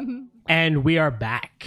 We have rolled for initiative as we get into a very tense situation. Before the break, Veo had been detected by one of the inhabitants of the Reed Manor, and though Sebastian tried to diffuse the situation by saying they were potion inspectors, it seems the situation has escalated.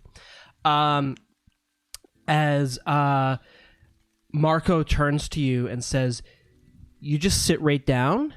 I'm going to go check this situation out." And and as he opens the door to the room, he turns to the zombie and says, "Keep an eye on these two." You can't leave us here. I'm a customer. I'm paying. We'll get your money in a moment. Ugh. Okay. As we flip back to Veo, you're standing in the window. But Gemma, the halfling woman at the bottom of the stairs, looks at you and sees you going for the window, and she fires a ray of frost towards you.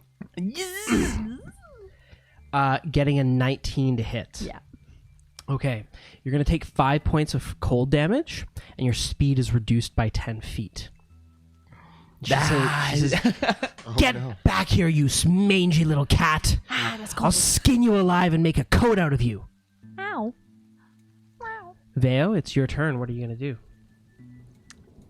She, Gemma, as she fires that, she's, you can hear this other set of footsteps that are lurching towards the staircase.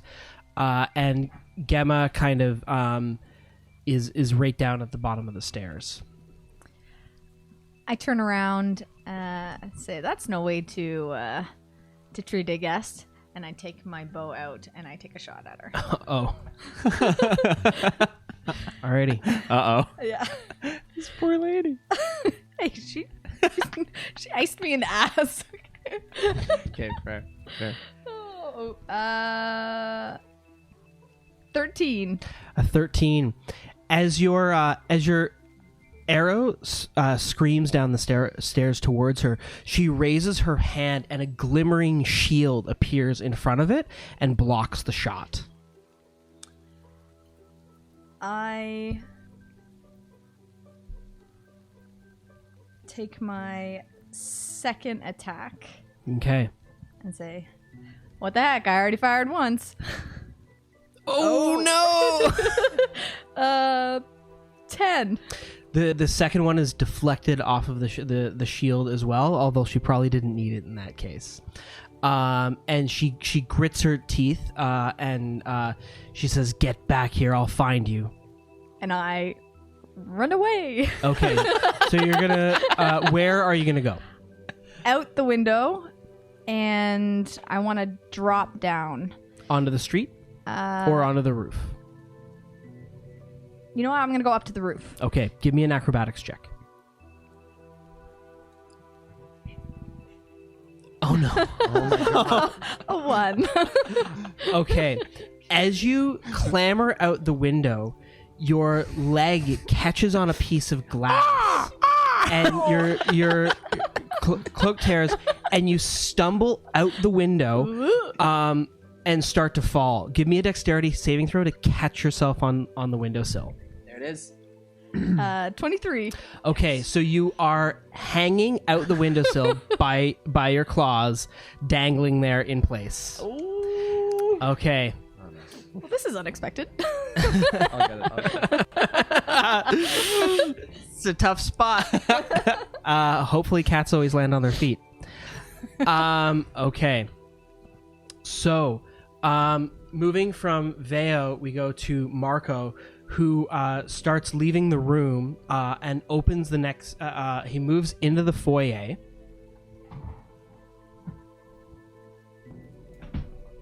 And opens this next door. And Kelly, would you pull that level off for me? The second level? Yeah.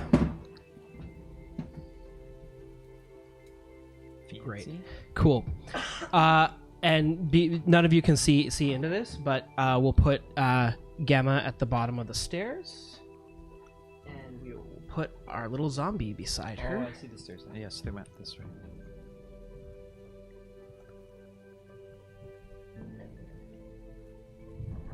And we have one more zombie coming out of the kitchen. Okay, so Marco opens the door, and you hear him shouting to Gamma, "Gamma, what's going on?" And she says, "There's a cat up on the second level. I heard her trying to ruffle around and things up there. I shot her, but I think she's hanging by the window." And he turns and says, "No need to bother Oscar. Let's handle this quickly." Oscar. And you see him The guy we were after.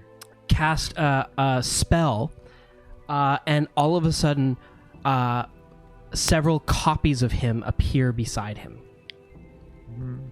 As he beside Marco, as a mirror images of himself appear. And he starts moving more, and that's all his movement for the turn. He's in the doorway, but you can see that he's ready to like fight it out.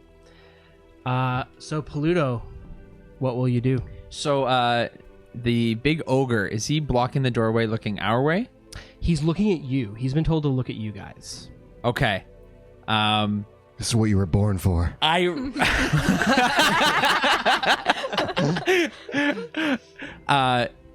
don't agree with animal abuse, and I run at the ogre, and I just want to tackle him into the foyer, opening the doorway up for Sebastian. Okay, so you rush in through the doorway to tackle the ogre to the ground. You want to shove? Is that what you want to do? Do you want to shove, or you just want to? I want to shove him. Okay.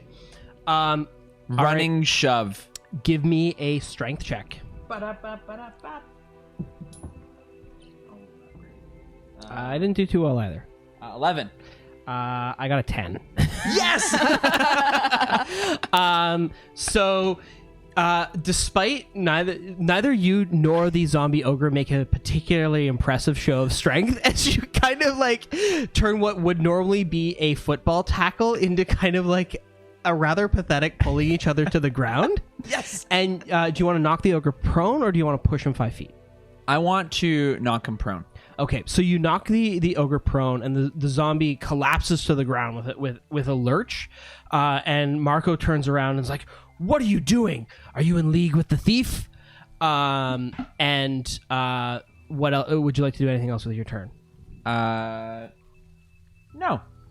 Okay, so we have a prone ogre, and Sebastian, you are up next. So now that Pluto has tackled the ogre and they've both fallen to the ground, I step. Pluto's still standing. Okay. Yeah. Well, then I step right behind Pluto. Okay. And I say to Marco, "It seems you found yourself in a rather sticky situation." And then I cast web on him. Okay. Yeah. So you're gonna web up. Basically, your web's gonna go in the entire foyer, and it's gonna hit him and the ogre. The ogre. Both of them fail their dexterity saving throws. Wonderful. And are ensnared in the webbing. What's web do? They are restrained, I believe. A creature restrained by the webs can use its action to make a strength check against. Yeah, it's restrained. It can break out, but yeah, it's stuck there for a bit. Okay. Yeah. Okay. They're flammable. They are flammable. They are indeed flammable, and they are difficult terrain. And they all this massive sticky webs appears in the foyer, basically engulfing the entire foyer in the webbing. Oh, we've got one of our fun templates too.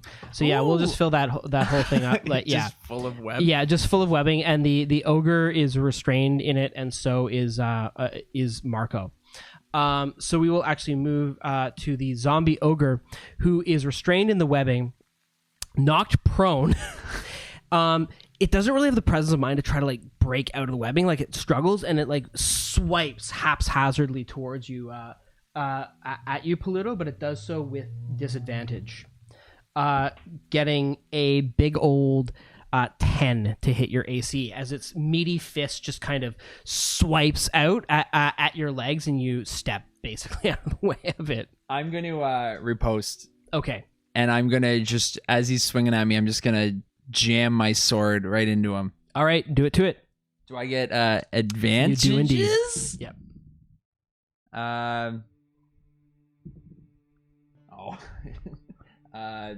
21. To hit? Yeah. Yeah, that is a solid hit. The ogre on the ground is like hitting the broadside of a barn. Yes. And then, Or kicking a dead horse, for that matter. Microphone. For 12 damage. Nice.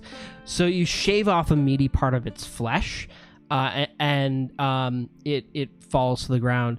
As you know, like most corpses don't decay in Drakkenheim, so there's no telling how old this zombified corpse is. If it weren't really for the fact that like the blood is kind of settled in its feet, you wouldn't really know that it was dead. And the wounds, obviously. Okay. So we also have a pair of zombies acting in our initiative, and one of the zombies in the room, it shuffles into the room and kind of begins moving up behind you, Sebastian, but it needs to spend all of its movement this turn to get just right up to you, so it kind of like lurches towards you falteringly, and like it's going to try to strangle you. The other zombie tries to walk up the stairs, and in fact it has such a problem, like it's like climbing up the stairs, so it doesn't really make any much progress. It seems like it might be too steep for the zombie, but it tries to clamber up towards Veo.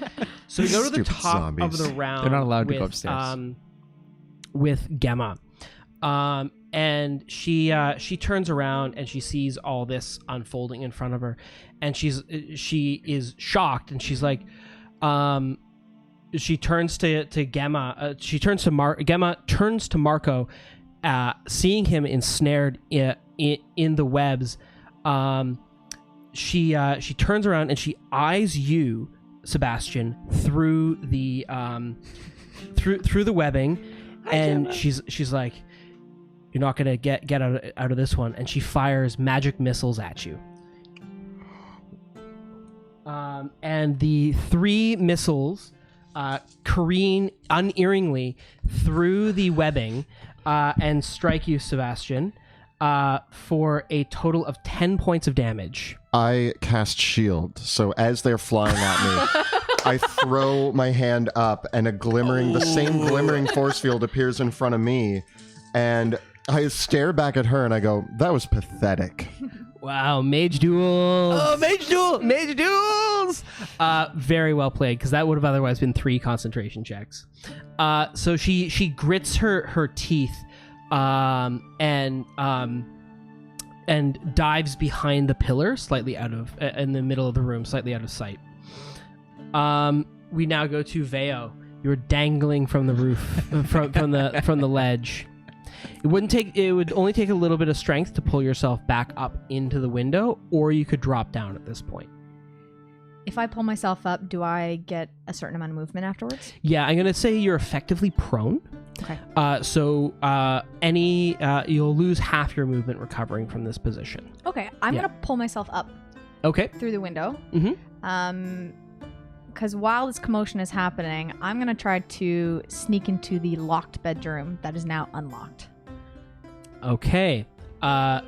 The locked bed, to make sure that before you go ahead, you broke the doorknob off. You didn't necessarily open it. I'm gonna try to kick the door in. Okay. So you get into the hallway, rush forward to the bedroom, and you're gonna kick the door down. Give me a strength check.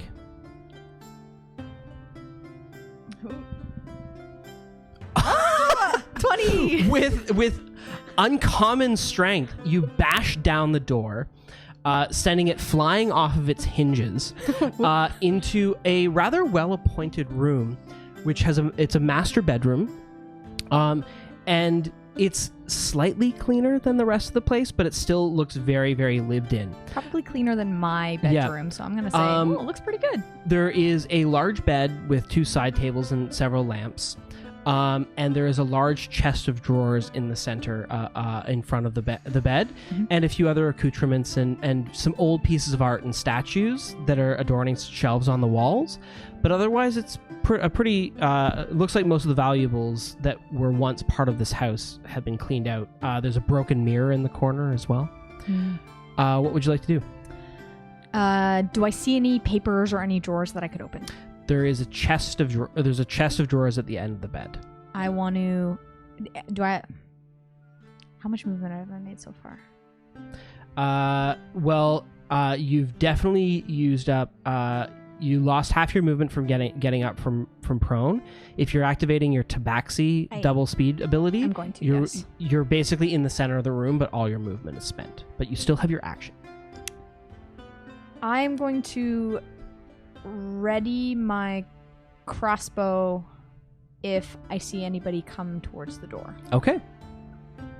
Sounds good to me. Nice. We go up next to Marco, who is entangled in the webs. And you can see his various duplicate images all entangled, like all trying to scramble out. And It's working. He is going to attempt to clamber his way out of the webbing. And he actually manages to rip himself free. And he stumbles Classic out the other side of the webbing. This way? Yeah. Pluto, it is your turn. Am I in the webbing? No, it's been created right in front of you. Okay. Yeah. And behind me Is Sebastian, and there's a zombie behind Sebastian. And then there's the zombie in front of you that's in the webbing. Oh yeah, the ogre. Yeah. Let's do it to it. Let's get this ogre. Let's give it another big old wallop. Nice. I just drive my sword into him for a 22. Yeah. You continue to basically like stab down on this ogre zombie. Yeah. For 11 damage. Okay. You're taking chunks off of its flesh, but this creature is enduring an unholy amount of punishment. Oh, unholy. As befits a zombie creature. I'm gonna make him. That's good for me. I'm just gonna stand in that doorway. Sebastian.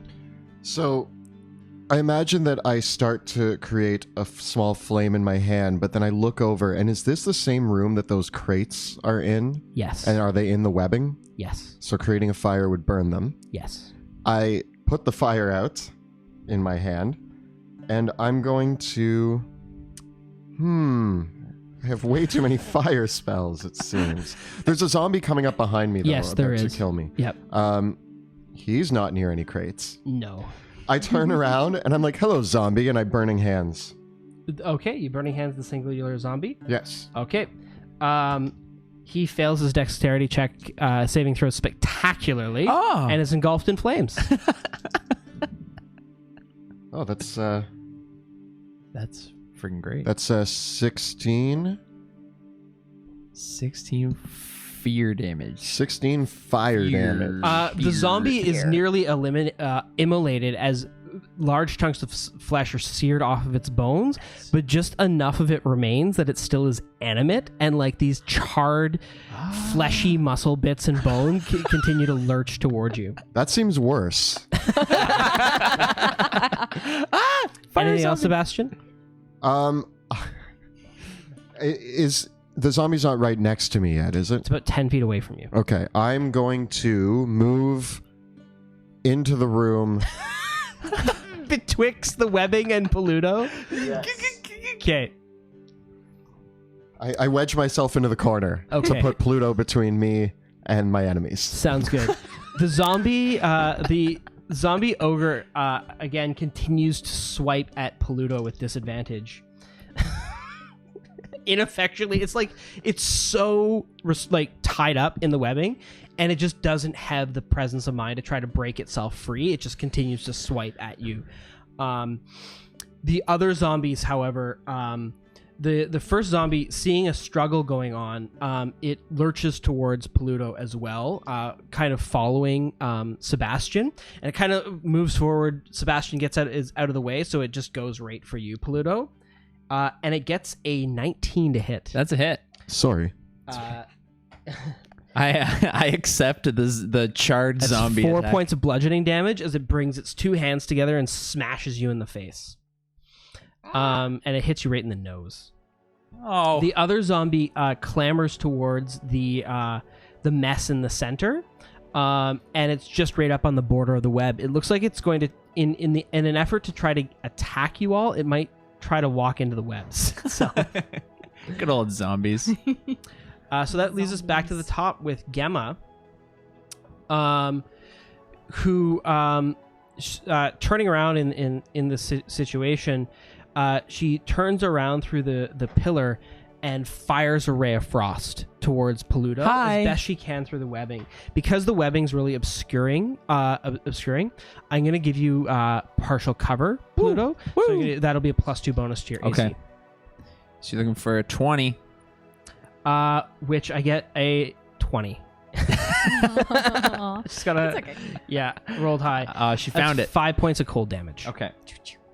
As she fires the ray of frost through the webbing, sending some of the strands, kind of covering them with a thin rime, and it strikes you as you're kind of caught on two sides between the two zombies. Zombies everywhere. Veo, frost. we're gonna be over to you. You can hear all the commotion downstairs and the shouting from your companions, but you're still up here, and doesn't seem like anyone's come for you. I'm gonna make haste and Zephyr Strike. Okay. So that way I can, with the speed of the wind, tear through this room to see if I can find those any sort of papers whatsoever. So I look at that chest at the end of the bed and I whip it open. So we'll opening the chest will be your interaction for the round. Kick the chest open, and it's about 8 pairs of shoes, men's shoes, and several pairs of pants that don't look like they've been washed in a while. It's all clothing in the chest. Any good pairs of shoes? Notes. Actually, some of them are really nice pairs of shoes. I say, you know what? I'll take the nicest pair of shoes in there. And I then use my movement to get out Okay. and dive through the window. Okay. As you do, you hear a jingling in the nice pair of shoes, and you see inside as you go to dive out the window. There's actually a set of keys inside the shoe. Huh. Huh. Well, I'm gonna keep both of these, and I.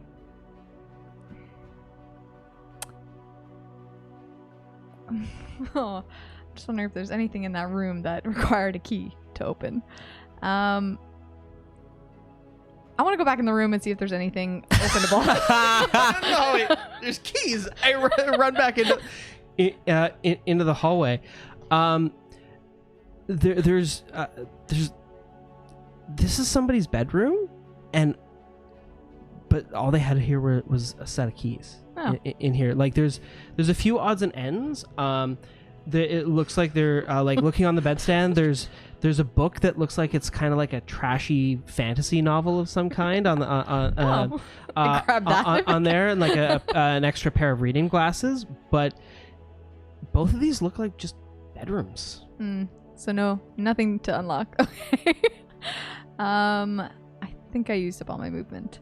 So, yep, I'm here. I'll give you the movement out because you kind of like you wanted the more information about the room. So if you want to move out, that's okay. We'll say you kind of found the keys and you look around really quick. Okay. Where do you want to move to? I want to dive out the window. Okay. Yep. You do that. You dive out the window. Cool dive. Cool. You're out back on the estate, having dove out the window. Are you diving out the bedroom window or the window that you were going out before? The window was going out before. Okay. So you dive out and land easily back on your feet. Cats do land on their feet. Woohoo! You did it. I did Okay. it. No, I have keys. Jingle, jingle. Cool. Are you distracted by that? Are you like, oh, A little bit, yeah. You started playing with it like in the street. We now go to Marco, who seeing this situation really escalate, pulls his magic together and you see a bit of necrotic energy collect around his hands as he fires a ray of sickness at Pluto, Oh no. which goes completely wide, landing with a vicious, acidic and poisonous glob on the wall behind you. Yikes. And we move now to Pluto. What would it look like for me to get? I want to. Oh man, I want to try to get through this webbing, but people are taking pot shots at me through this webbing. I'm gonna finish this ogre. I'm not gonna overthink it. Cool. I'm gonna wreck him for 23 and doing 9 more damage. So you slam your blade down on the ogre. It's severely wounded. It's definitely like bloodied, but it's still like thrashing about. Yep. Okay, and I just stand my ground. Okay, stand your ground. Sebastian, we're over to you. there's still the zombie in the room with me, right? No, because you've moved into the foyer. Right, The zombie's right. caught in the doorway. There's Right, one it's at- caught with Pluto. There's Yeah. one attacking me. There's one at my feet, and then there's 2 mages in the other room. Yeah, just a quick question. At some point in this battle, somebody yelled out the name Oscar. Yes. Who were they directing that at? They were. It was Marco directing it at Gemma. So Gemma, he called her Oscar. No, he said there's no. Your recollection is a little bit hazy there, but I'm going to leave you with it. Oh darn, somebody's Oh Oscar. no! Um, Yeah, I heard Oscar too. yeah, somebody's Oscar. Oscar's here somewhere. He's a zombie. Maybe. So I can see Marco through the doors. There's still multiple of them? Yes. Damn. I'm going to cast Scorching Ray Okay. at him. At Marco through the webbing. Will it, like, is the webbing on the ground? Or is the webbing... The webbing's through. I'll say that it. He's in the doorway. He's not quite there. I'm gonna say that you got a straight enough shot that there's no chance of you igniting the webs. Wonderful.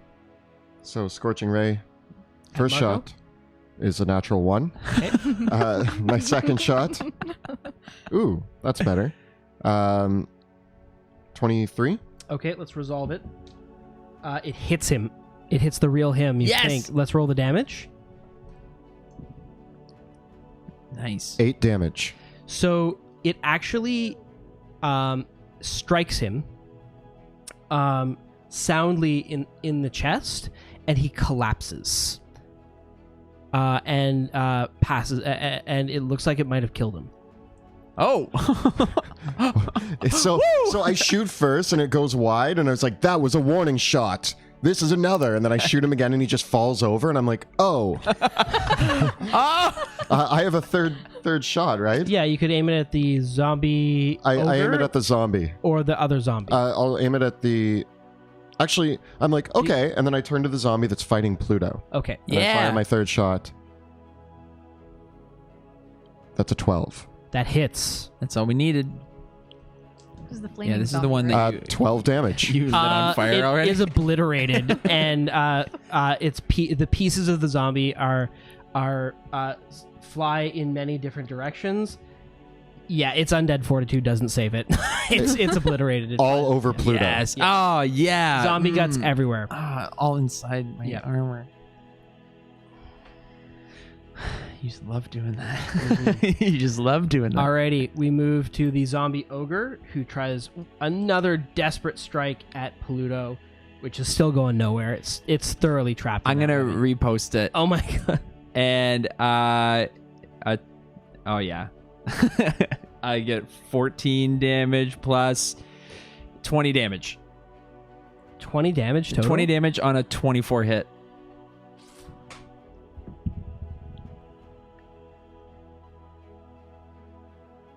Oh, it's undead fortitude doesn't save it. You behead the zombie ogre. Yes. And its head's still kind of going a little bit, but that's the end of it. Like when he's swiping at me, I'm like half paying attention, and every time he takes a swipe, I just swing my sword down at him. Down! Stop it! Bad! Cool. The last zombie clambers into the webbing and is restrained by it. Yes. Okay. Gemma, seeing the situation turning really badly against him, you see, you shout out, Marco, no! And she runs across the room to the doorway at the base of the stairs and produces a set of keys from inside her cloak, and she starts fumbling with them, opening the doorway. And she gets it open and rushes into the next room. Veo, you're up.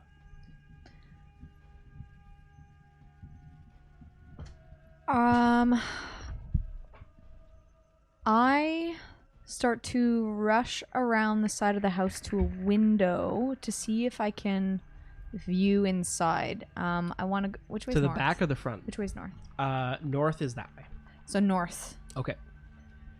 Just to see the first window. So and I wanna you peek go my up head to in. the arch windows around the back. These are larger windows back here. This one actually isn't quite as boarded up as the other ones, and you can actually see as you come around Gemma opening the door, and you make eye contact again, and she's like, "Shit, you!" And I also go, "You!" And I fire my bow at her Through the window? through Nice. the window. Take the shot. With my long bow. 19. That hits. All right. She won't be able to block that with her shield. And that's 11 points of damage. That will slay her. How does it happen? Can I want to hit her in a non-lethal spot if possible, or is that going to kill her? With a ranged weapon? No. Shoot her in the knee. Get her in the knee. Yeah, sure. So Yeah. you hit her right in the knee. She took an arrow in the knee, and she screams out in pain, collapses to the ground, gasping it, and kind of does a on the ground. Nice. But she is bleeding profusely and will die quickly without medical attention because of the blood loss. Probably, potentially. Like, it seems like you've hit like a major artery in her, because that amount of damage for her amount of hit points. Yeah, she's gonna go out pretty quick. It is Marco's turn, who is moaning on the ground as he's taking his last breath. Pluto, you're up, buddy. I'm going to chase after Gemma. Okay, so you're I'm gonna chase, make run my way through the web. All right, you need a strength save and throw, buddy. 17. That passes my DC. So it takes all your movement to get to the other side of the web, Okay. but you're through it. And it's all over your uniform. No, it's all webby, and I'm gonna just smoke the zombie that's in the doorway. Just give him like the old. Oh, he's restrained, right? Yeah. Do I get? He's in the webbing. Do I get advantage? Yeah. Well, it didn't help, but 14. Yeah. For 10 damage. Cool. You want to continue forward? Like, if I can use, like, I want to get up to him and just hit him, and then if I can get past him, but I don't You think I can, and I'll say at this point, with Sebastian going next, the two of you are able to make short work of the zombie, Okay. and you'll be able to all catch up together in the next room. So, do you want to dismiss your webbing? yeah, I'll Okay. dismiss the webbing. And you make After short work Pluto of the goes through it. After I muscle my way through it, and I'm Sounds covered in good. web. And I step into the room and I kind of kick Gemma over so she's facing up. And I look down at her and I say, "You used to be an adventurer until you took an arrow in the knee." So the room that you're in, so you've passed through 2 rooms in the process. Now that you have time to actually take stock of your surroundings, this large room here It looks like it was once the parlor. There are several old bearskin rugs and several animal heads that have been hung in trophies throughout this room. But all the animal trophies have a second life now as coat racks, or have like clothing hanging up to dry on their antlers. And several large tables have been set up in here. The remaining furniture has been pushed to the side of the room because this whole room has been turned into a makeshift alchemical lab. And several alembics and alchemical materials are all laid out on the tables here, and a large cauldron burns in the oven here, and filling the room with the acrid smell. And there's a few books that are open on the table that appear to have alchemical instructions in them. And a few other things have been disturbed in here. Looks like the remains of several meals and a few other things here. The room that Gamma is bleeding out in, however, is very moldy smelling because it's filled with books. There's a large mahogany desk in the middle of the room between the arched windows, and it's covered in crumpled paper and open books. And there's this kind of torn up leather chair up against the desk. The whole wall, the rest of the walls are lined with bookshelves. And one of the sets of bookshelves, to the east side, instead of being covered in books, is covered in the statues of small collectibles of various fantastic creatures. The books do not appear to be very well kept in here. Many of them definitely smell like they're molding. And there's even books strewn all over those floors, but there's a pathway there's a clear pathway in the floor of the room that leads towards the desk, but also towards the furthest most bookshelf. Am I in the room now? Yes, I think you've all gathered together, and Gamma is like screaming and bleeding out. I want to tie. She's yelling obscenities at you all. I want to tie off Gamma's leg with a rope. Okay. She'll live until like it'll staunch the bleeding. She'll live for now. And I say, if you want me to keep this rope on here, you're going to tell us a couple things. She says she kind of spits up some blood, and says, "What, are you here to rob us?" Well, I mean, yes. Where's Oscar? He's working. Working where? I want to go. Would you like make an intimidation check?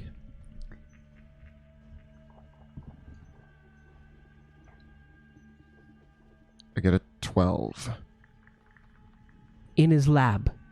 Where is his lab? See, this can be easier, this can be hard. You're going to die, or we can try to help you live. I'm looking for Oscar. I have no business with you. Pluto, do you want to add to that? I want to go grab Marco. Cool. And I'm going to bring him in to the room. Okay. How dead is he? Very recently. I'm going to... There's a large burned hole where his chest was. I'm going to look on the shelf for a potion. I'm not too concerned which one it is. And I'm going to say, here, feed this to her.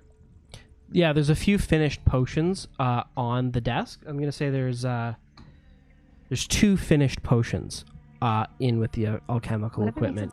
They haven't been labeled yet. What if it's a healing potion, or like a potion that makes her invisible, or like something? We'll see what happens. Here, give her this thing. I don't know, man.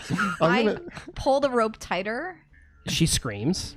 So, just tell us where the laboratory is. She looks, she sighs. You let me live, right? Well, yes. I wouldn't be tying your leg up if I wasn't going to let you live. You could just make this a lot easier and less painful on yourself if you just tell us where it is. Statue of the dragon on the shelf. Rub its belly. I go over and I look back at you guys. Do I do it? Do it. Okay. Do it with your. Can you do it with the hand? Can you do it with your weird hand? Oh, yeah. I step back and I cast Mage Hand and it rubs the dragon's belly. There's a small click as the dragon kind of looks like it is giggling. It moves a little bit, and the bookshelf slides out, revealing a dusty room with a large hatch in the middle, which has a lock in the center. Hey guys, Guys, ding, ding, ding, we'll ding. never get through a locked door. I found some keys, and I toss them over. She kind of looks disheartened. She's like, "I didn't know he kept an extra set of keys." Yeah, well, we have them. Thanks for the advice. We should probably keep her alive. Anyway, I open the door. She's like, "You're gonna let me go now, right?" In a minute. Well, and I start to drag her on the rope towards the door. Actually, sorry. Here, let me help you up, and I do help her up, so that way she can limp. Okay. The damaged wizard. Yeah. I open the door. Okay. There's a ladder leading down about 15 feet to the building's foundations, to a dusky, torchlit room. I yell down the ladder. Oscar, we're the potion investigators. We're here to do business. You hear a voice shortly afterwards come up from within, and you hear it say, No bad ideas. it's this low, like, blustery voice that says, and he swears a few obscenities and says, "Marco, I told you to stop messing around while I'm working. Leave me be. How did you get through the locks?" My name's Sebastian Crowe, and I'm here to do business with you. A moment passes. It says, "Where's Marco?" comes the voice. There was an unfortunate incident. It's always an incident. "Where's Gemma?" She's here. I poke her in the leg. Gemma, say hi. I poke her in the leg. She screams. She's here.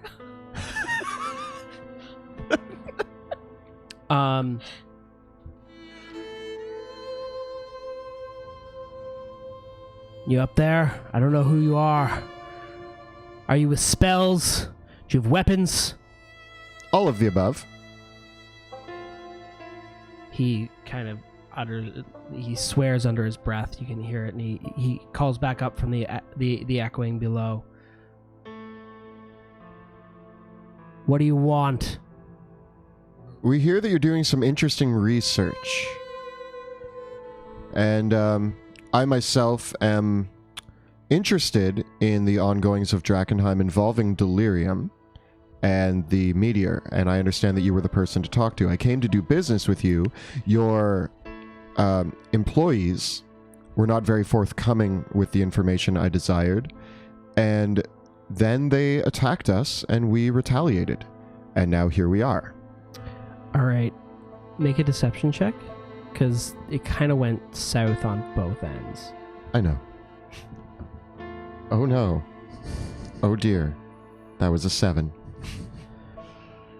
Sounds to me like you were roughing up my apprentices.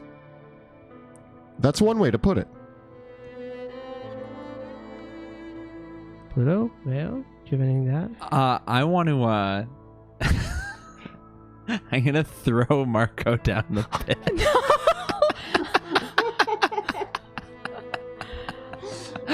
I drag him to the edge, and I just toss him in, and I yell into the pit. Now listen up, you scientist. We're after I don't want to. We're after your homework, and I don't want any trouble. It's just I don't want to have to do to you what we had to do to this wizard. This was not the initial intent. We came in here wanting to talk. / sneak around, but talk nonetheless. That's true. All right. Now come up You want to quietly. talk? You can come down here. you can come up here. No. You want information? You can come down. Are you going to kill me as I come down? I haven't decided yet. But I'm sure you haven't figured out you're thinking about the same thing. I want to grab the 2 potions. Okay. And I... Gemma. I want to turn to Gemma. And I go, what do these do?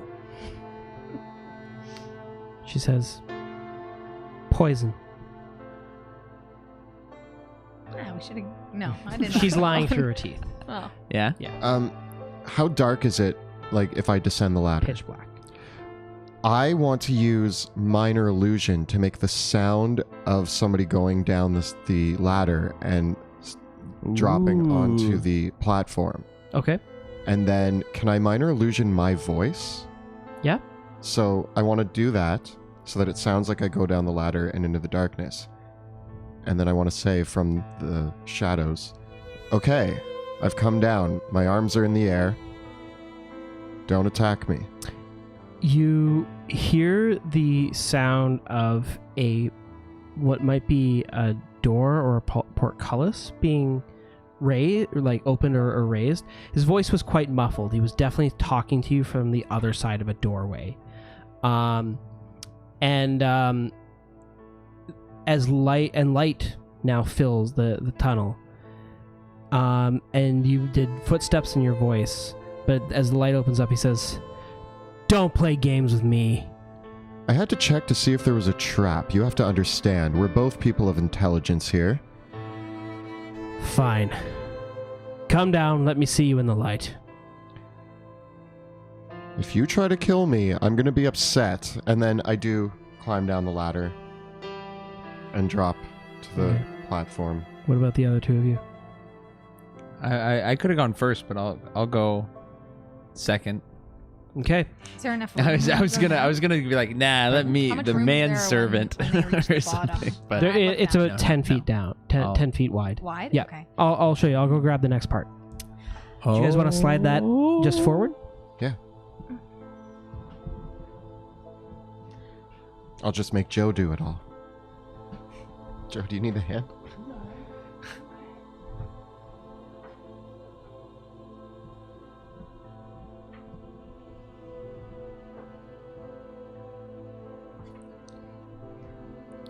I think this went well. 3 merry adventurers killing I mean, people. he hasn't died yet. And We just invaded a chemistry lab. We just started killing everyone. I mean, that wasn't our intention. Things went poorly because Veo dropped a doorknob, and I like to think that there were zombies and they were already dead, and so technically I didn't kill anyone. killing Marco was a complete accident. I shot him. He went down in 1 shot. I haven't killed anyone yet. Yet. As you poke her leg a little more.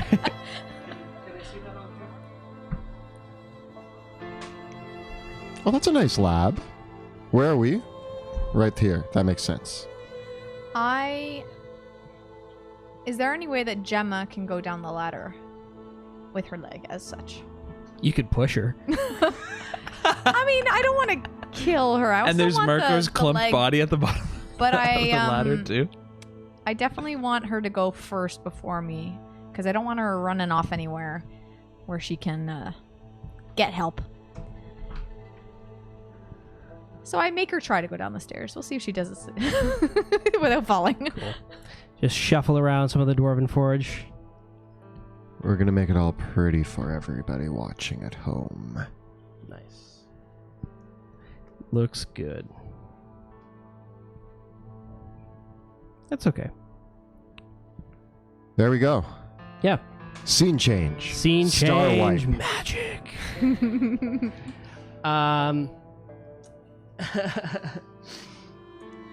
We'll figure it out. We'll find a good methodology, I think. But the Dwarven Forge's terrain trays, like for switching stuff out like this, just as an aside, like no marketing like thing.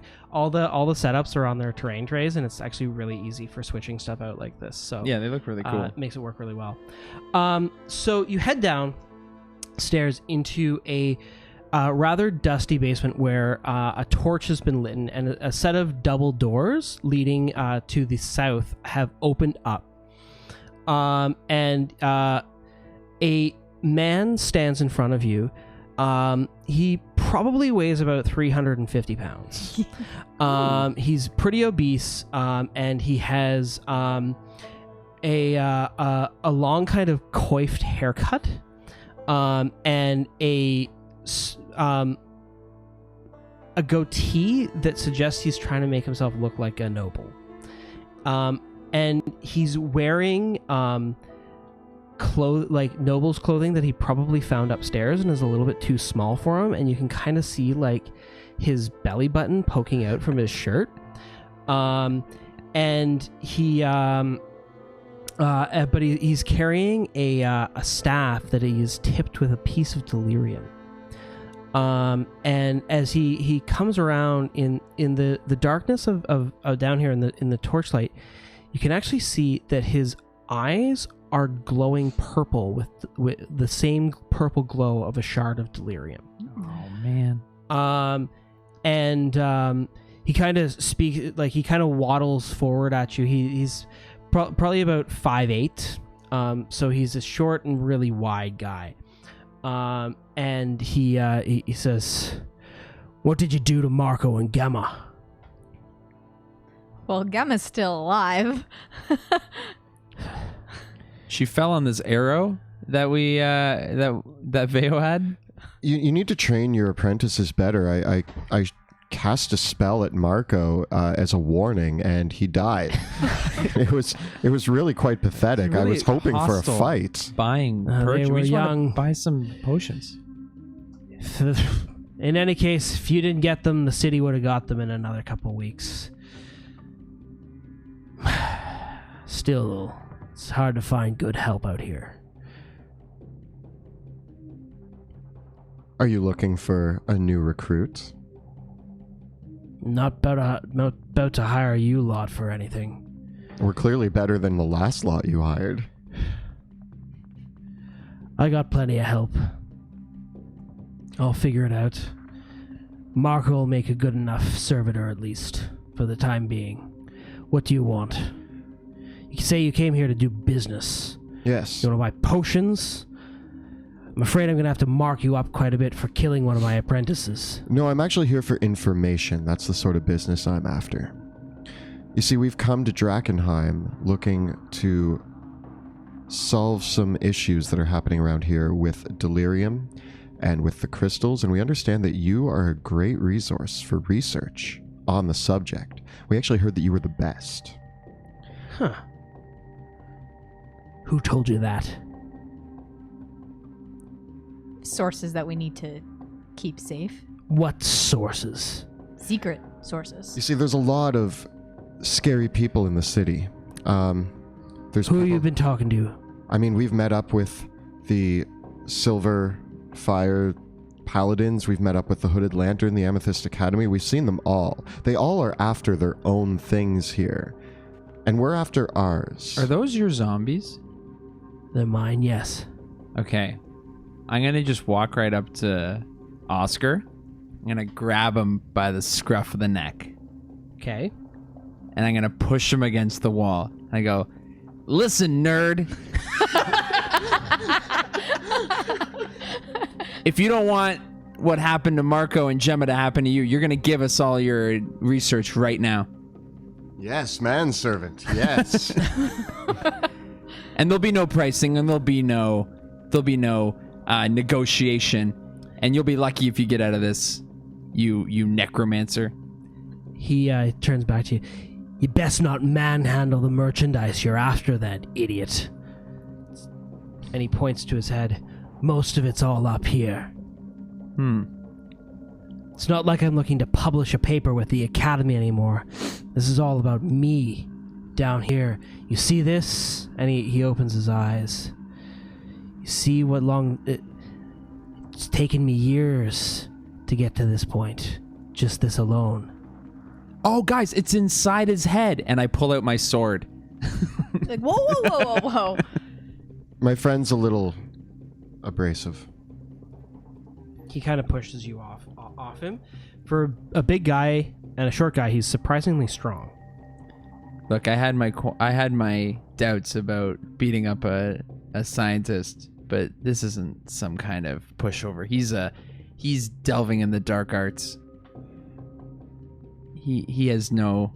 Well, I'm wondering. He has no moral compass. That we were here to get some information, but I'm wondering if paying you to continue these researches might be a better way to get more information from you at a later time, rather than just Wait. Pay him with what? You have fish. You're talking about our gold. fish is worth a lot, Okay. especially salmon. Out of character delicacy. though, how are we supposed to convince him to give us his research without? You're standing right in front of him. There's no place for this kind of discussion. Fair enough. We're gonna. I'm listening, Veo. I think if you want to continue your studies, you need finances, do you not? I got a provider. Material, everything I need to keep living and working here. Yeah, but we could ruin that in about 2 seconds flat. I don't think you could. We could ruin you. You'll pay the price for it. We have ways of extracting information. I'm sure you do. You see those crates upstairs? Yeah. The ones with the hood lanterns? Yeah. Who do you think's providing their potions? Uh-oh. Uh-oh. This is a conundrum. If you can't touch me, idiots. If you want to keep working in Drakkenheim, hood lanterns get wind that I'm out of here. They'll find out. They'll know. They'll hunt you down. They're like bloody crazy bloodhounds. And I'm the one keeping them alive with all my healing potions. There's got to be other sources of healing potions. You can't be the only one. I'm interested in your research on delirium, and I'm hoping I could borrow your research just to study it, and then I'll return it. You want to stay here? You want to work? You want to earn your keep? You want to replace one of my apprentices? How good were you with a spell book? Did you learn new spells fast? All of my spells kind of just happen. Oh, you're a blasted sorcerer. I'm sorry, you had to study to learn your magic. I can just do it. So I'm gonna walk past him, and No, I we're wanna comparing spells. I wanna start looking in his laboratory. So as you walk up to him and you kind of look into the lab, you see it's a large chamber in the foundations of the building. It looks like at one point, looking down, you can see that this room reminds you of the personal training rooms that many nobles in Caspia might have created. There's actually the bearings of what would have been weapon racks in here. It would have been once a well-appointed training room. You can actually see by like the you recognize it because like a training room typically has like a wood, like a good floor, and like the remnants of that are on the sides, but now the bare stone is visible. And he has several racks and surgery tables that are set up as you eye through into the room. And on two of the racks are very clearly corpses. But on another pair of the racks are almost certainly and you can tell that they're corpses on the two racks because they're splayed open. They're insides. But there are two intact bodies on two of the other racks. Whether or not those are dead bodies or not, it's difficult to tell. This is Drakkenheim, so they wouldn't be decayed, but they are intact bodies of a male dwarf and a human man, and both of them have been shaved head to toe. All three of the corpses are shaved head to toe, and their eyes are closed and they appear to be unconscious. There are several vials and syringes and bits of alchemical liquid on shelves all throughout the room, and in the center of the room is actually a pile of several coffins. Any features like tattoos or scars on the dwarf and the... Yes, they are both covered in tattoos. Right? And looking them over, they look like gang tattoos. Maybe from the blades. Who are the Blades? Or the thieves, the thief people. Is that what they're called? The Queen of Blades? Queen of Thieves? Queen of somethings? The Queen of Thieves. That lady. I'm not sure. I'm not sure how to convince this guy to give us his research. I mean... Pluto, I leave it in your capable hands. I want to look at any delirium in the room.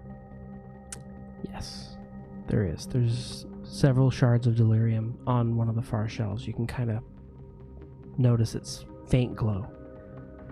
But no parchments, like no scrolls. Oh, there are. Yeah, there's definitely like notes and research down here. I'm going to just start picking it up. You're just gonna walk into the room? Yeah. He's like, he turns to you and he's like, and as you go towards the door, he grabs the door and like pulls it closed. Says, "What are you snooping about for? That's private." I want to impose myself between him and the door, and I just start pushing the door open. I'm fighting my way through it. All right. He's not happy about that, and it looks like this situation is turning aggressive. Veo, Sebastian, what do you guys want to do? Hold on a second. Before we get a little bit hasty, I just want to take a moment. So, you're supplying the potions to the hooded lanterns are paying me, and they leave me well enough alone. How much are they here. paying you? They pay me by the potions. They're paying me enough to keep my operations in here, and they bring me the odd bit of delirium. How much they're paying me? Can you bring me delirium? Well, I'm actually one of the best delirium finders in the city, so... And can you keep me protected? Obviously, they can't do a very good job of it if you've got this far, but... I don't want to not provide them with potions, but I want the information. So can they keep providing you with gold, but can we provide you with enough money to go above and beyond with your research? What do you want from my research? What do you want to know? Well, there's not a lot Who are you working for? Are you working for one of the other Maleficents in the city? Is it Mordain? Is it Kinnan? Who is it? I don't know who these people are. We're just here because we all have our stakes in this city. I was born and raised just But you outside. came here looking for research. I was on Yes. tour. I was informed. You want knowledge. You don't want just power. To be honest, No. I'm more interested in the fact of why the delirium doesn't affect me. That's the kind of knowledge I'm looking for. And I want to know about Are you my willing to visions. volunteer? No. I've heard about it. I want to look through the knowledge and see if tell you it what. pertains. We want to I'll use your tell you what I research. know if you let me perform a few little experiments on your cat. That's out of the question. What kind of experiments? The cat. Life-threatening? I won't kill you. I mean, I'm not opposed to it if we can get what we want. I've survived worse. I don't know what that means, though. You could turn into something unnatural. You But guarantee you're I going- won't turn into something unnatural? I can't promise you that. Ooh. But if you stay with me for a few days, How about this? I'll give you some of my blood in exchange. blood would be useful. If that's the payment you're looking for, that's the payment I'm more than willing to give. In exchange for your research, 1 vial of tabaxi blood and 100 gold. I'll give you some fur too. You can play around with the fur as well. Tabaxi blood. That actually might be something interesting. And I will actually, not just that. Fine. Oh, okay. Well, Let's entertain this. Maybe we can be useful to each other. Let's come into my lab and have a seat. Oh, now See, I'm allowed Pluto? it. Now. You just need to ask nicely.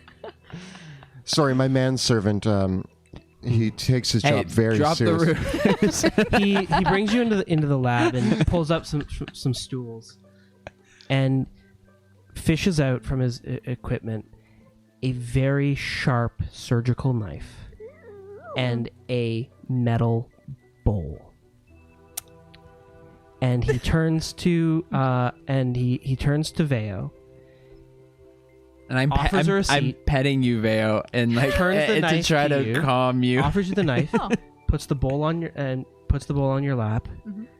and says, "Bleed." and we can start talking. And I take the knife and I slice my hand and I just start. Cool.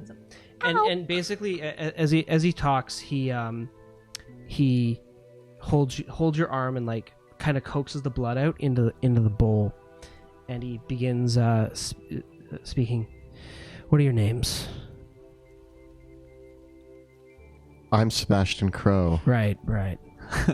I'm Pluto Jackson, but I want to be I'm gonna walk around his lab. I'm gonna do like the around. survey. the nonchalant tour while people are talking, and he's occupied with Veo's hand. I'm gonna start looking at the shelves and at the parchments and stuff. Veo, the man is as Oskar bleeds you, you can tell that he's definitely like medically proficient. But have you ever had one of those doctors that's good at their job but is still rough with you? Like Terrible they're bedside precise, manner. but like he doesn't have a good bedside manner and is just like direct about the whole thing. It's pretty unpleasant. And in the process of this, because he's bleeding you medically, as this process starts, you're going to take 7 points of damage, and you now have a level of exhaustion because you're effectively giving blood. Ooh. I'm a bit tired, guys. But he turns, he goes to one of his shelves, and rifles through a few things and pulls out a jug of milk and a hunk of bread and puts them beside you. And I just start downing the milk, stuffing the bread in my mouth. Thank you. You're with one hand, obviously, because he's kind of he's like, hold still, and he says, Sorry. "You want to know what I've been researching? I've been trying to build up a resistance to the haze. Oh. Over the past couple years, I've been exposing myself to more and more delirium, and it's done this to me." He gestures to his eyes. "I can drink small amounts of it, and it restores my spells. Now, I've been looking into some of these interesting things, and I think I might have something. This might be very helpful, your blood, because many of the creatures of Drakkenheim, the tabaxi, the gnolls, the minotaurs, and other monsters, they're not affected by the haze. Why does it poison humans? Why does it cause elves to wilt like leaves? It's a strange thing. Some creatures are resistant to it, some aren't. There's also strange plants growing inside the city. Some in the Queen's Park Gardens, where we've started calling them eldritch lilies. And I found that by getting one of the lilies, mixing it in with some of my other fluids and imbibing it, as I drank the delirium fluids, it wouldn't make me quite as sick. But I haven't had any of the time nor the skilled apprentices to get further into the city to collect any more, or do any more research or actual field testing. But I think that with a bit of blood, I might be able to figure out what it is makes you resistant to the delirium, to the haze, and make something of it. That would benefit me, because I've always been curious about, why I'm resistant and everyone else isn't. So this is very interesting. But most importantly, it restores spells. You're addicted. The delirium itself? Yes, you see, delirium is strange. I've observed it for some time when I could. It grows. Oh? People think that the delirium is like a mineral or a rock, but it's not. It's like wood. It's like a plant. It grows. And like any piece of wood, if you chop down a tree, you're not going to make any bigger plants than what that tree was. Make sense? That's why it needs time to grow. And so I think there's bigger pieces of Delirium now in the city than there were when the meteor first fell. Interesting. So you think there's more here than when it landed? Yes. Whoa. That's interesting. This has been very helpful. Is this basically the summary of your research? It's most of what I found. It's the Delirium, mind you, it doesn't grow very fast. It's taken me about a decade of observing it, to watch it. And I found that if you remove it from the city, it doesn't grow anymore. It's like a fungus that needs the right kind of humidity. There's something about the air here now with the haze that it only grows here. That's why I've lived here for so long, because I had easy access to it. I've gone through my fair share of apprentices trying to try various ways of resisting it or using it. So, I suppose... Do you think there's an immediate threat to the city that if it stays here, it could eventually take it over? He kind of looks at you like he's never thought about that before. And he says, it's power. We'll just harvest it faster. Have you done any research into speeding up the growth process? Nothing that's yielded any results. Sorry again about your apprentices, but the next time that you hire some people, you might want to tell them to be a little nicer to guests. Where's Gemma? Oh, I hope she's doing okay. We did tie her leg, but she was bleeding out pretty bad. So do you have a potion we can give her to help her out a little bit? He fishes over for one of the healing potions and What does it look like? It looks like the ones above. Okay. So the other ones are healing potions. Okay. Yeah. Why would she lie to us? We could have given her one. It's poison. Yeah. Oh, maybe she They're to give it to her. Oh. They were loyal kids. They're only useful as long as they're loyal. Well, hopefully one of them's still alive and we can leave you with one loyal subject. But I think that in the future, if you ever need a little bit more tabaxi blood, there might be more that we can find out if you do more research. If you make it deeper into the city, you find any of the eldritch lilies, bring them back to me. You understand? Keep an eye out. How did you find out about my research? How did you know I was working here? I mean, we've been in Drakkenheim for a while. She's been here since the collapse of the city. You don't think there's whispers in the streets about the guy who's doing all the research on Delirium? I mean, yes, you have a very tight-lipped group of individuals, but things get out. And we find those things out. That's our job. Humans Damn are it. human. Just keep it under wraps. I'm trying to... You're a sorcerer, so you're probably not one of the academy boys, then those they're scum in the academy. If they get wind of what's going on here, they're just going to take everything over. It's been a good riddance that they haven't made it back into their tower. Too many rules and regulations with the academy. I tried out for agree. them once and didn't quite make the cut. I like you. I agree.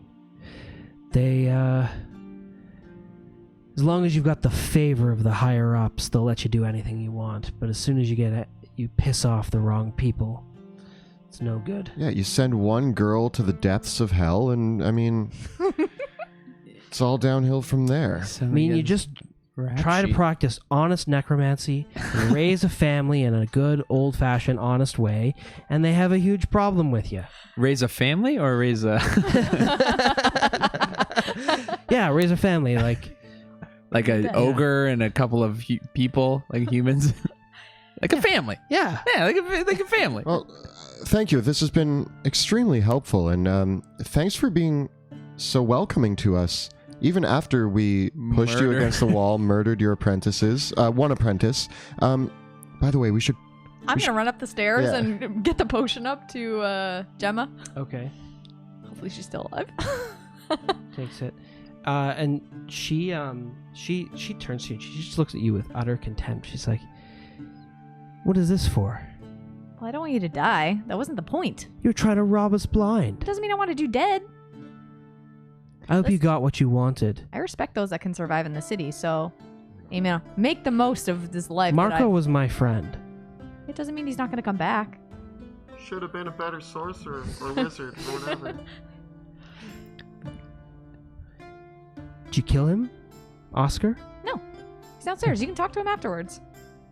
All right. It probably won't be the last time we see you, so see you soon, Gemma. She just like looks at you with hate in her face. Like she does not like you guys. Oscar says, all right,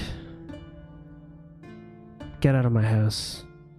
You come back, bring me blood and delirium, and I'll tell you what I've learned. You wanted the Eldritch Lilies as well. Too. Yep. We take our leave. Walk out the front door. Yeah. All right.